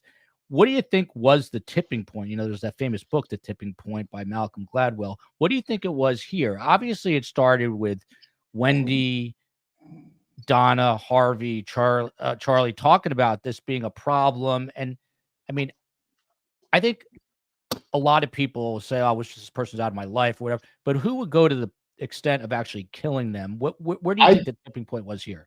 I think it was like a nervous tick because they did it. So it was like a joke, or they were planning it. It was easy to say, hey, oh, like I really did that. Like, oh, it's easier to hire a hitman than to, or cheaper to buy a TV than hire a hitman or whatever the bullshit that they said. But I think it was like a nervous thing that was set. Yeah, they did it. Yeah. I mean, we're here. Ned You know? Smith telling me, everyone's telling me the COE is trying to get my attention. I think this was from like 5 hours ago, but if you are COE, just put it up on the big screen. Yindra, what about this from Lauren S? Do you think they have admissions on guilt on recordings, but saving it for Wendy since she might be the hardest to convict? I can't say it. I can't over. So we don't know what Scott Radius is bringing receipts wise. We don't know what Sarah Youssef's got. We don't know who else is out there. So I saw there was a short witness list where Katie's brother is named on that witness list as well. And I saw an entry on the docket where they have a gentleman from the FDLE that is an IT man. Like he is like a, big time IT guy. So I'm wondering if there is anything that they did find on those iPads that they took, or the laptops or the phones or whatever it was that they confiscated, that they may have under wraps that this gentleman found, and they're going to try to use that to convict Wendy. My thoughts, my opinion. There you go. The notorious COE. Shout out to best guest Yindra and Ryan for being so open and honest, and special shout out to Joel interviewing us. Look at this. I didn't even get her flowers. Interviewing is a real skill. Not everyone can get guests to feel this comfortable. Good job. Thank you so much. Flowers are in order. It was our anniversary, but we're gearing up for Donna Adelson, and I got her flowers after everyone yelled at me. We're not big like on that, but I will we'll go somewhere. Yindra, you know what I love? I love the Standard Hotel. That's one of my favorite places. It's nice. 30 seconds. What's that, Rye? I need 30 seconds to use the restroom. Can I get Go a break? do it, man. We're easy here. Yeah, no worries. Ironically, my next question was to Ryan. Yindra, what about you? I mean, what about your friends now? I mean, Miami's a very social place. So you and I just discovered we are very close to one another. Your boss saw my custom license plate frame. I have a license plate frame that says Surviving the Survivor, best guest in true crime. How weird is it for them to know that you are connected to this super high profile case? So in the beginning, it was just like, oh my God, like, did you know anything? Are you sure you didn't know anything? I've gotten that question many times because they're like, how did you not know anything? Because you guys were so close. But the crazy thing is that I tell everybody is that her behavior was exactly the same throughout. Her behavior never changed. So there was no way for me to even know, that any of this happened. Her spending habits were the same. She wasn't like going out all the time and spending crazy amounts of money. So there was no way for me to know, I thankfully have such a supportive group of friends and family around me. And, shout out to them. A lot of them are watching tonight. They did want to tune in and watch.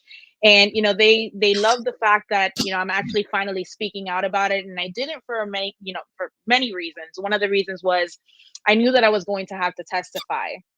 And I even didn't speak out even during Charlie's trial because I thought I had to testify then.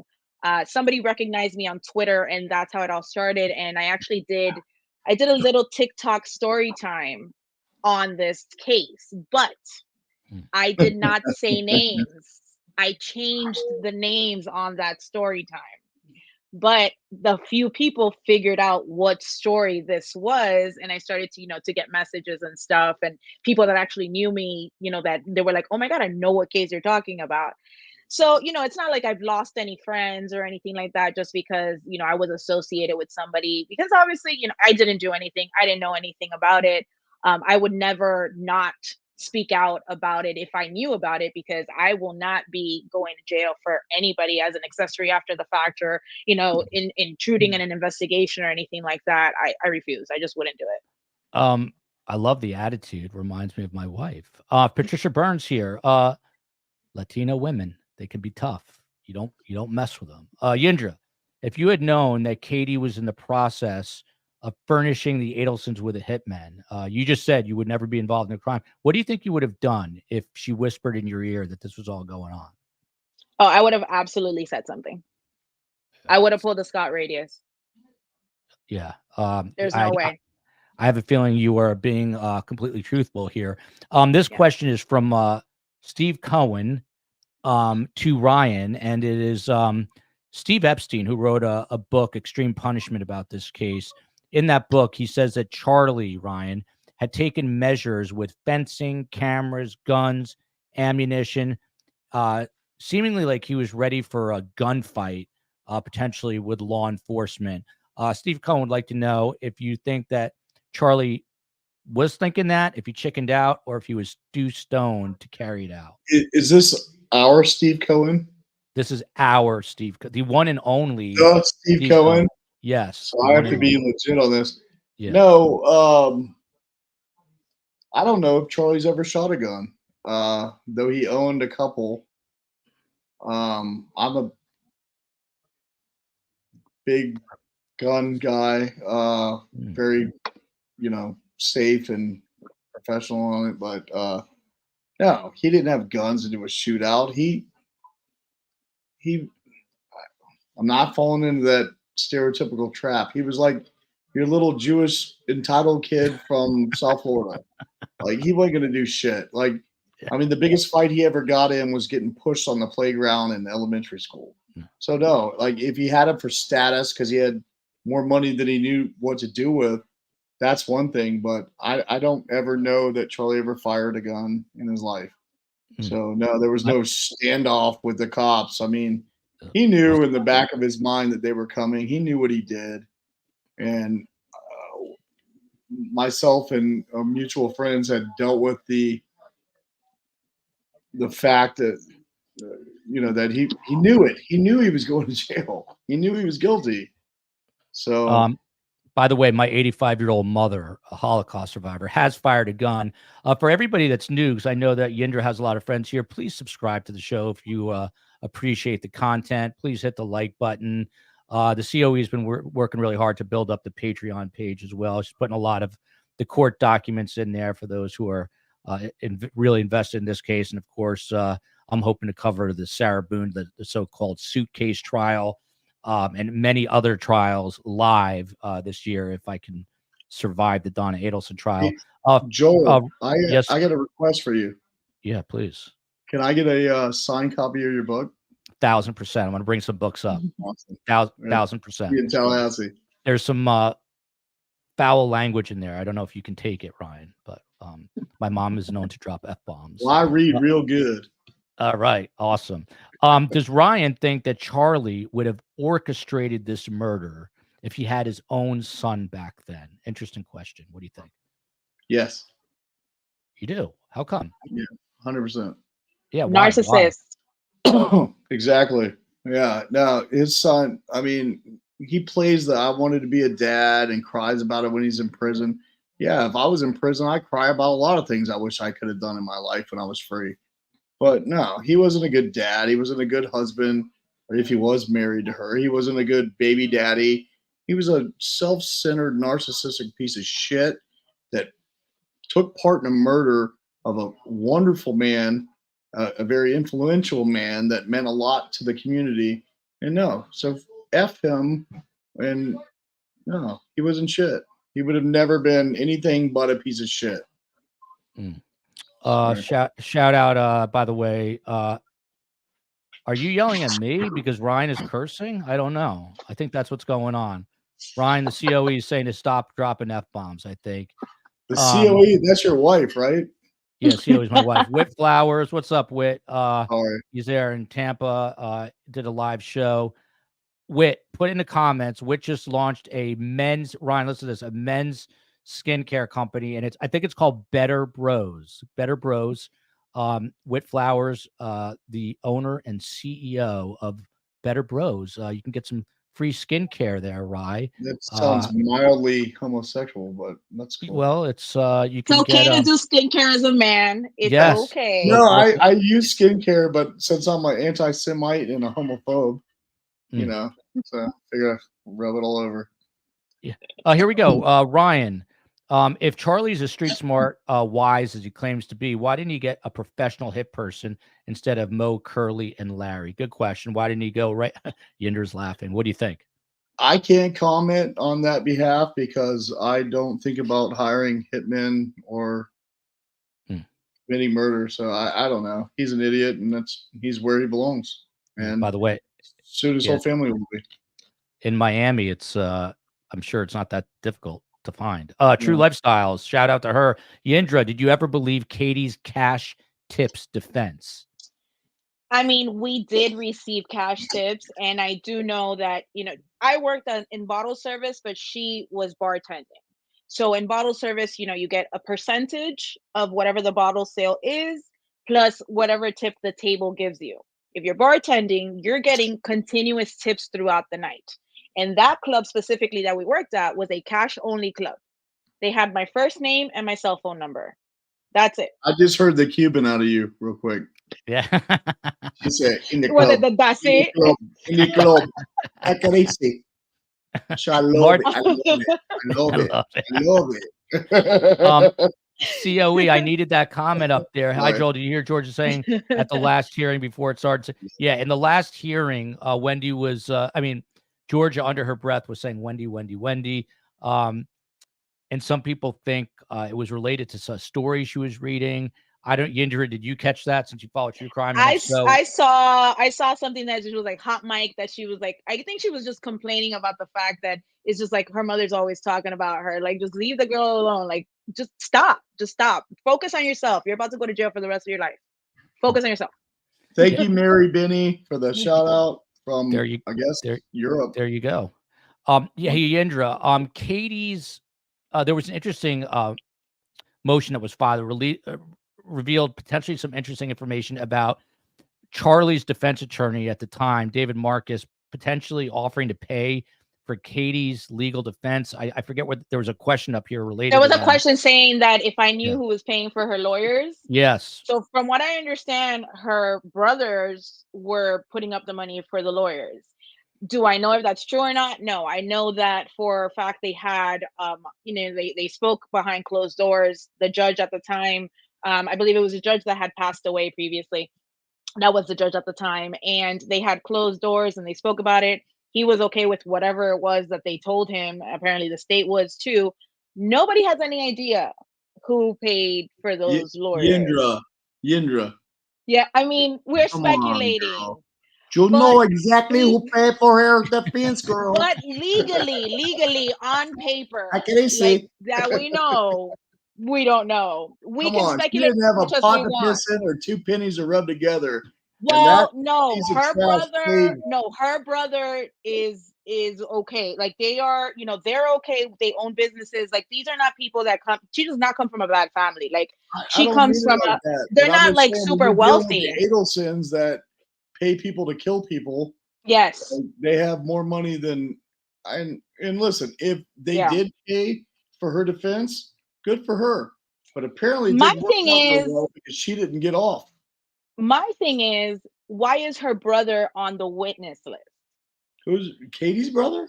Yes. Yeah, he's on the witness list. Great. This is going to be like. So Brian, thoughts. Yeah, what do you think, Yindra? My thoughts. This is just me speculating and overthinking every single day. I'm excited. My thoughts are that at some point, Donna reached out to the brother to offer to pay for the attorneys. And that is what the brother is going to testify to. Wow. Because why would he come to Donna's trial? He didn't come to anybody else's trial. Well, he's not coming on his own behalf. He's being subpoenaed. Yeah, obviously, but it's something has to be known there. He has to know something. Shake your Cuban hands. Because I talk with my hands, Ryan. I can easy. Everyone wants everyone's been saying it's the Ferrari. Which Ferrari car was a 340 F340 used, beat up piece of shit. Sorry, Carm. Ferrari. Piece of trash Ferrari. Yeah. What color was it? Black. Negro. Oh, I always figured that it would be red for some reason. I don't know. Yeah, why. I thought it was red. I never saw it, so I had no idea. Being from Tallahassee, there goes my voice. Wendy driving by Dan's house, she was definitely involved. Demira, that was a coincidence. Hendrickson. Yeah, that was definitely no. That was coincidence. Yeah. So now that we've discussed all this and my voice is starting to go, Ryan Fitzpatrick, look at this, watching from Greece, a Torontonian in Greece. That's awesome. Dan Markel, of course, from Toronto, Ontario, Thank you. Canada. Oh, by the way, look, someone brought it up, so let me mention. Joel bought the book on the Audible. Was thrilled to hear you narrate it. Yes, my dear mother and I. It is a book that could change your life. It is also called Surviving the Survivor. My mom's a Holocaust survivor, and it's 10% Holocaust, 90% life advice, available anywhere you get your books. Now that we've discussed all this, Yindra, I guess, how are you feeling ahead of this trial? What are you like anticipating the most? I'm anticipating her getting on the stand because I know that woman Who is is gonna her? work on the stand. Donna. I think she's gonna take the stand. I He's think that gonna crumble like a house of cards. now she already had an outburst at just a simple hearing where the judge was like, "Hey, ma'am, calm down, be quiet."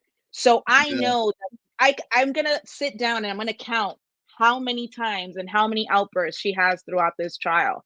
And her getting on that stand, I hope Georgia rips her apart. Rips her apart. I might have That- an outburst this time because I'm so sick of being there. That's it's gonna be very interesting. We talked to some lawyers and therapists about that, whether or not Donna can keep it up. She also looks much different. She looks like jail's taking a beating on her. I think it's a tactic. It's a Did you hear tactic. about the twerking and the hair braiding? What's What? that? I mean, I know what's working. But what are you talking dude, I'm breaking this news first on. Hold on, STS. STS live breaking news alert. Breaking news. Donna, there's reports of her twerking, learning how to twerk in jail, and she got her hair braided. Where did you hear this? I haven't heard this, but Listen, Steve man. Cohen, let's get on that immediately. I can't tell you everything, Joel. I don't know. He has to protect his source. He has to protect his source. Yeah, I don't know if Ryan's messing with us. For elderly women. No, I'm telling you, Google it. There's answers on Google. Wow. We'll I think that her look. I'll send it to you, Joel. All right. It's crazy. Like I think her look is part of her of a tactic that she's trying to give off to the jury. Yeah, she's trying to give off to the jury, like, hey, look at me, poor old lady. Would you really think that I can do something like this? Well, she's pulling at the heartstrings. Yeah. By the way, I sorry to interrupt. Transferred for his trial, that he thought he was getting out the day of his trial, and he gave away all his commissary. Yes. Gave it away. No. Yeah. He got work. They're like, give me your shit, dog. Yeah, of course they're gonna take it. They're like, listen, I said it He's before he was even fully convicted. I said he's going to have to pay these inmates every single day that he is there to not get whooped while he's in there, because they know the man has money. Yeah. I'm sorry to cut you off. Jared Yindra, Ross is amazing. Thank you, Jared. I appreciate you. He's a great attorney in Tallahassee. Yeah. Thanks. Jared, shout out to Jared Ross, friend of mine, dude. friend of the show. And he and I are going to go to a football game. By the way, Tim Jansen has a little insider info on Donna's prep for this trial that you can only hear tomorrow morning live at 9 a.m. I have to double check that time. Joel. Yeah, go ahead. Did you and Tim have a falling out or something, or a little disagreement? No, he's going to be on the show tomorrow. I like him. Yeah, he's a good, very good dude. Great guy. Yeah, he's a good dude. Look at this. Do you agree with this, Yindra? Is STS better than the VMAs? I don't think I've watched the VMAs in years. I don't even remember the last time I watched the VMAs. What's the VMAs? The Video Music Awards. Well, I'm bringing when we finally get invited to be the Super Bowl halftime show, I'm going to invite every best guest I've ever had. We're going to take the field, and it will be the #1 rated Super Bowl halftime show. A lot of people are already writing to me saying that they hate Kendrick Lamar. I could not tell you a single Kendrick Lamar song. I barely know the guy's name, but anyway, we one day will take his place at the Super Bowl. I guarantee it. Ryan Fitzpatrick, Yindra said that it's all a strategy with the way Donna's been looking. Maybe so. I don't know. What are you, aside from your own testimony, what are you, I guess, anticipating the most with this trial? She is going to get buried. And I think we're going to discover things that we've been waiting for with I've testified, 4 times? I'm ready for this. I'm ready for shit to hit the fan. Sorry, Carm. I'm ready, or CEO. I'm ready for this is going to happen because Scott Radius is here.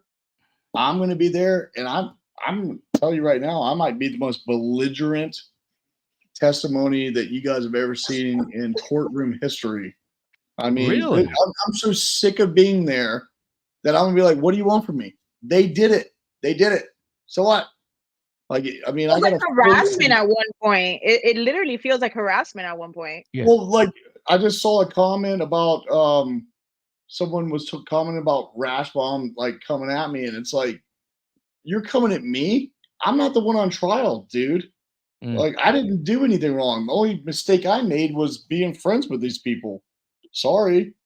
I mean, do you think about, like, have you thought about what you're going to say, anticipating the questions? No. Yeah. I just wing it, Joel, just like I did tonight. Just like whatever. I tell the truth. Hey, you don't have to think about the truth if you tell the truth. Very good point. Excellent point. From Charlie's Stapled Cash. Charlie's Cash is in the chat. Ryan, do you agree with Charlie and Donna that there was no evidence whatsoever and that you were never Charlie's friend? Speaking of, do I agree that I was never Charlie's friend? I mean, maybe in his narcissistic, sure, I hope I wasn't. I don't want to be. Yeah, why am I here then? I mean, I'm not, I don't want to be his friend anymore. I'm embarrassed. Like, I didn't do this to me. I didn't involve me in this. I'm here because it happened. So, yeah, cool. We're not friends. Collateral damage. Exactly. Good term. Thank you very much. Yeah, I'm here. We're not friends anymore. I think that Donna twerking in jail is the most stunning thing I've heard this entire evening. If anyone, there's obviously no video of that, but if there was, I'm gonna find this tonight. Yindra, please. You take it easy, Yindra. I'm gonna find it first, and then guess what? Yindra, please send that to me immediately.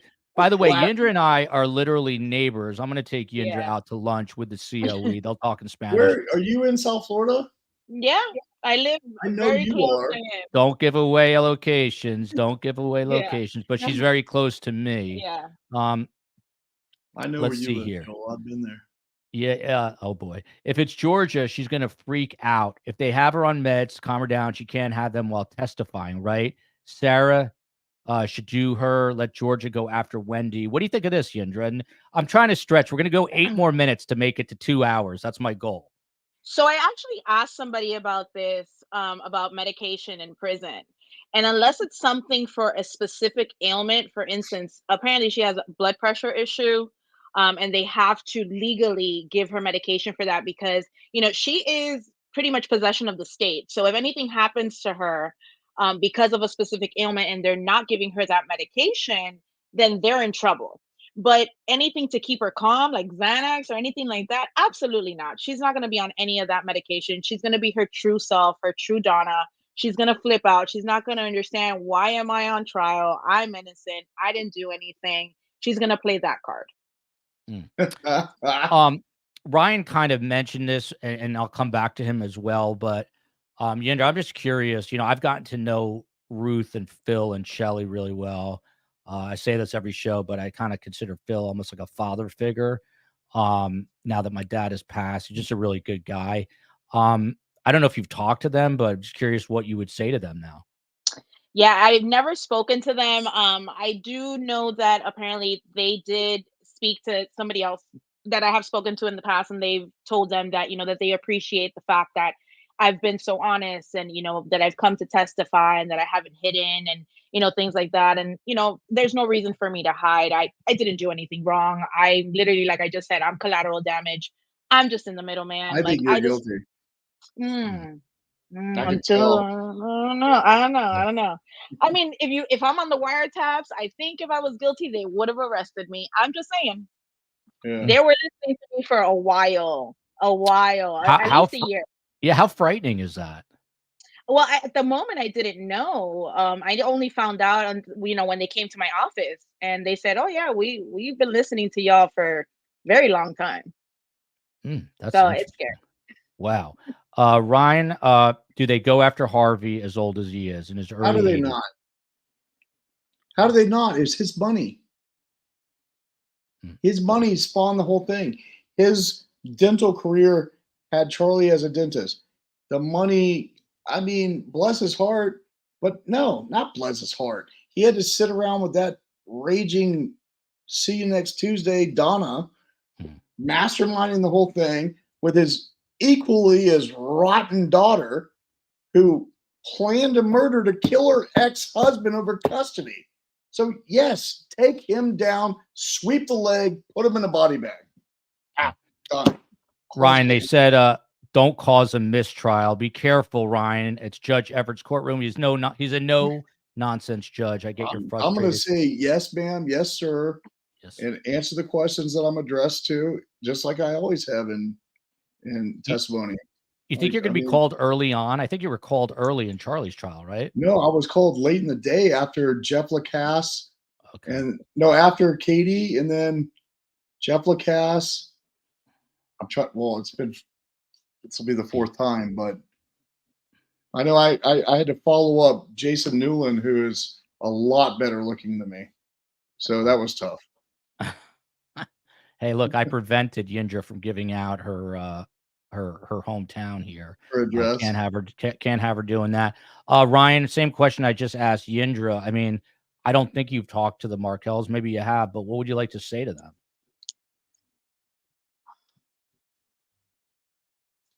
Are you asking me? I asked you. Yeah, I thought you were thinking about the answer. I was trying to shut up for a second.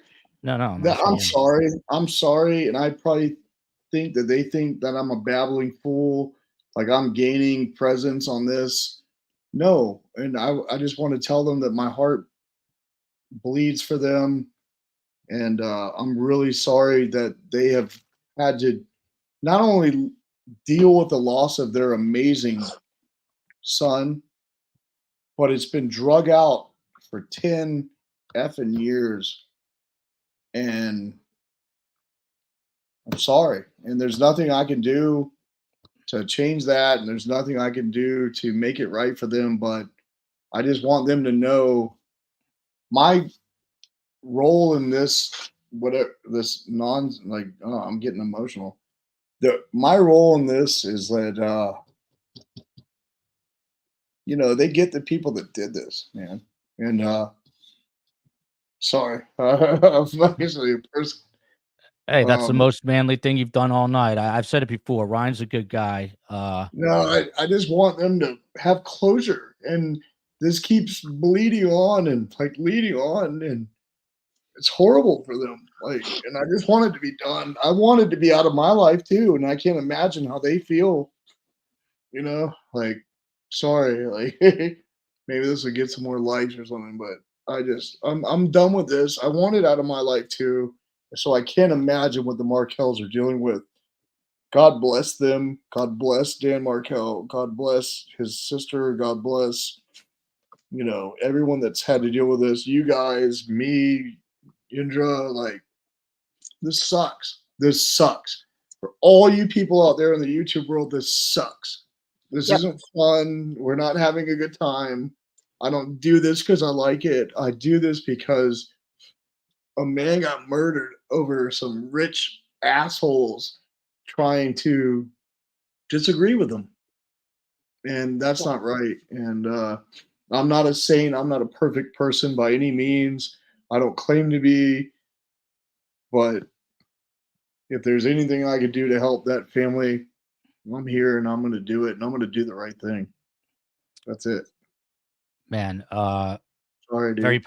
Very powerful words. And you said it right before you just got emotional, which is you just tell the truth. You cannot go wrong. And I know you're going to do that. And again, if you could feel Ryan's kind of overwhelming emotions, and he's a witness. And I'm not taking anything away from Ryan, but imagine being Phil, Ruth, and Shelley, and it's your son and your brother. And it's just magnified times a million. So I think Ryan said it best. They just want closure. He wants closure. The Markels want closure.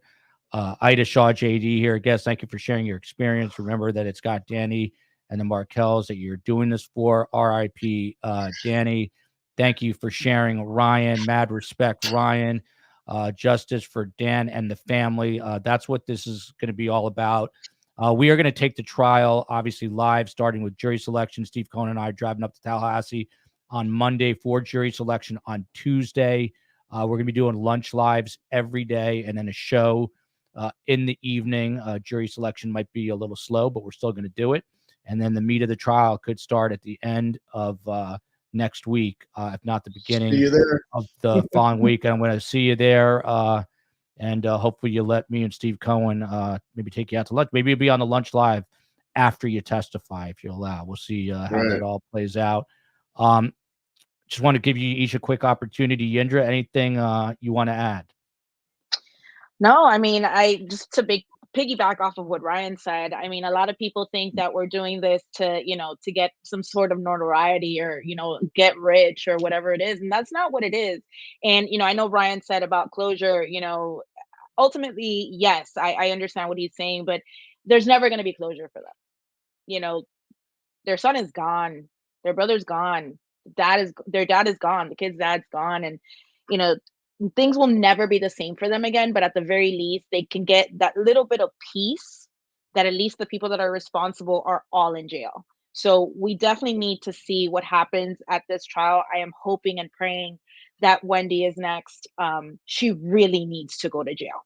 Like, if anybody needs to go to jail, she needs to go to jail. Like, I am rooting for Georgia on this. And, I love Georgia professionally. Not so much personally, but professionally, she's awesome. She's great at what she does. And I believe that she's going to be able to do this and give them the peace that they need so much. Really, really well said. Ryan, I think you said it. Anything you want to add? Hold on a second. I really want Ruth and Dan's father to know, like, as much shitty things they heard about me, like hanging out with Charlie, like, I'm trying to do the right thing, and I've stuck it out through the whole thing for 10 plus years to get justice for their son against my best friend, former loser, and it affected my life. And I'm not trying to, like, God, this is tough. I can't believe I'm doing that. But yeah, I'm here for the Markels. Like, I'm here, and I don't give a shit what anybody says about me. I don't care. Come walk a day in my shoes. Come read the 100 messages I get a day from idiots online that think they know me. They call me a piece of shit. They call me a loser because I'm doing this. Well, what would you do? What would you do when the FBI calls you and tells you that they know everything about you and your friend and he's a murderer? What would you do? So thank you, Joel, for your platform, not for me, but for the Markel family. Thank you, Yindra. I appreciate you. It's nice to meet you. But yeah, I mean, you can obviously see I'm tired, man. I'm tired of this shit. I don't want to be involved with this stuff. I'm like, I got my office door closed. My girlfriend's in the other room, and I'm like, I'm just tired of it, man. I want Wendy to go to jail. I want Donna to go to jail, and I want to move on with my life. I really do. So this isn't what I expected to do tonight, Joel, but like, whatever, man. Hey, It's listen, horrible. I've liked you from the first time I've met you. I just had the pleasure of meeting Yindra, who I'm going to take to lunch since she's in the area. I think you guys are both doing, obviously, the right thing. And I think you both know that you're doing the right thing. And I think the Markels appreciate your honesty on the stand. And you can't persecute yourself for being friends with the guy that broke bad, as they say. Him being a murderer has nothing to do with you. And I consider you a good guy. So appreciate you being on the show. Yindra, I appreciate you being on the show. It was one of the most interesting shows I think I've done, and you guys are awesome. Right back at you, the notorious COE with the chiming in here. Ryan, it takes courage and vulnerability and strength to be here, and more to be yourself and be honest on the stand. Thank you. This is what justice looks and feels like. Not easy. Thank you very much. Very well said. The COE should run for president next. Appreciate everybody. Love you, America. Love you, Florida. Love you, Tallahassee. Justice for Dan Markel. We're right back at 9 a.m. for Donna's hearing. Appreciate you guys. Love you. See you next week, Joel.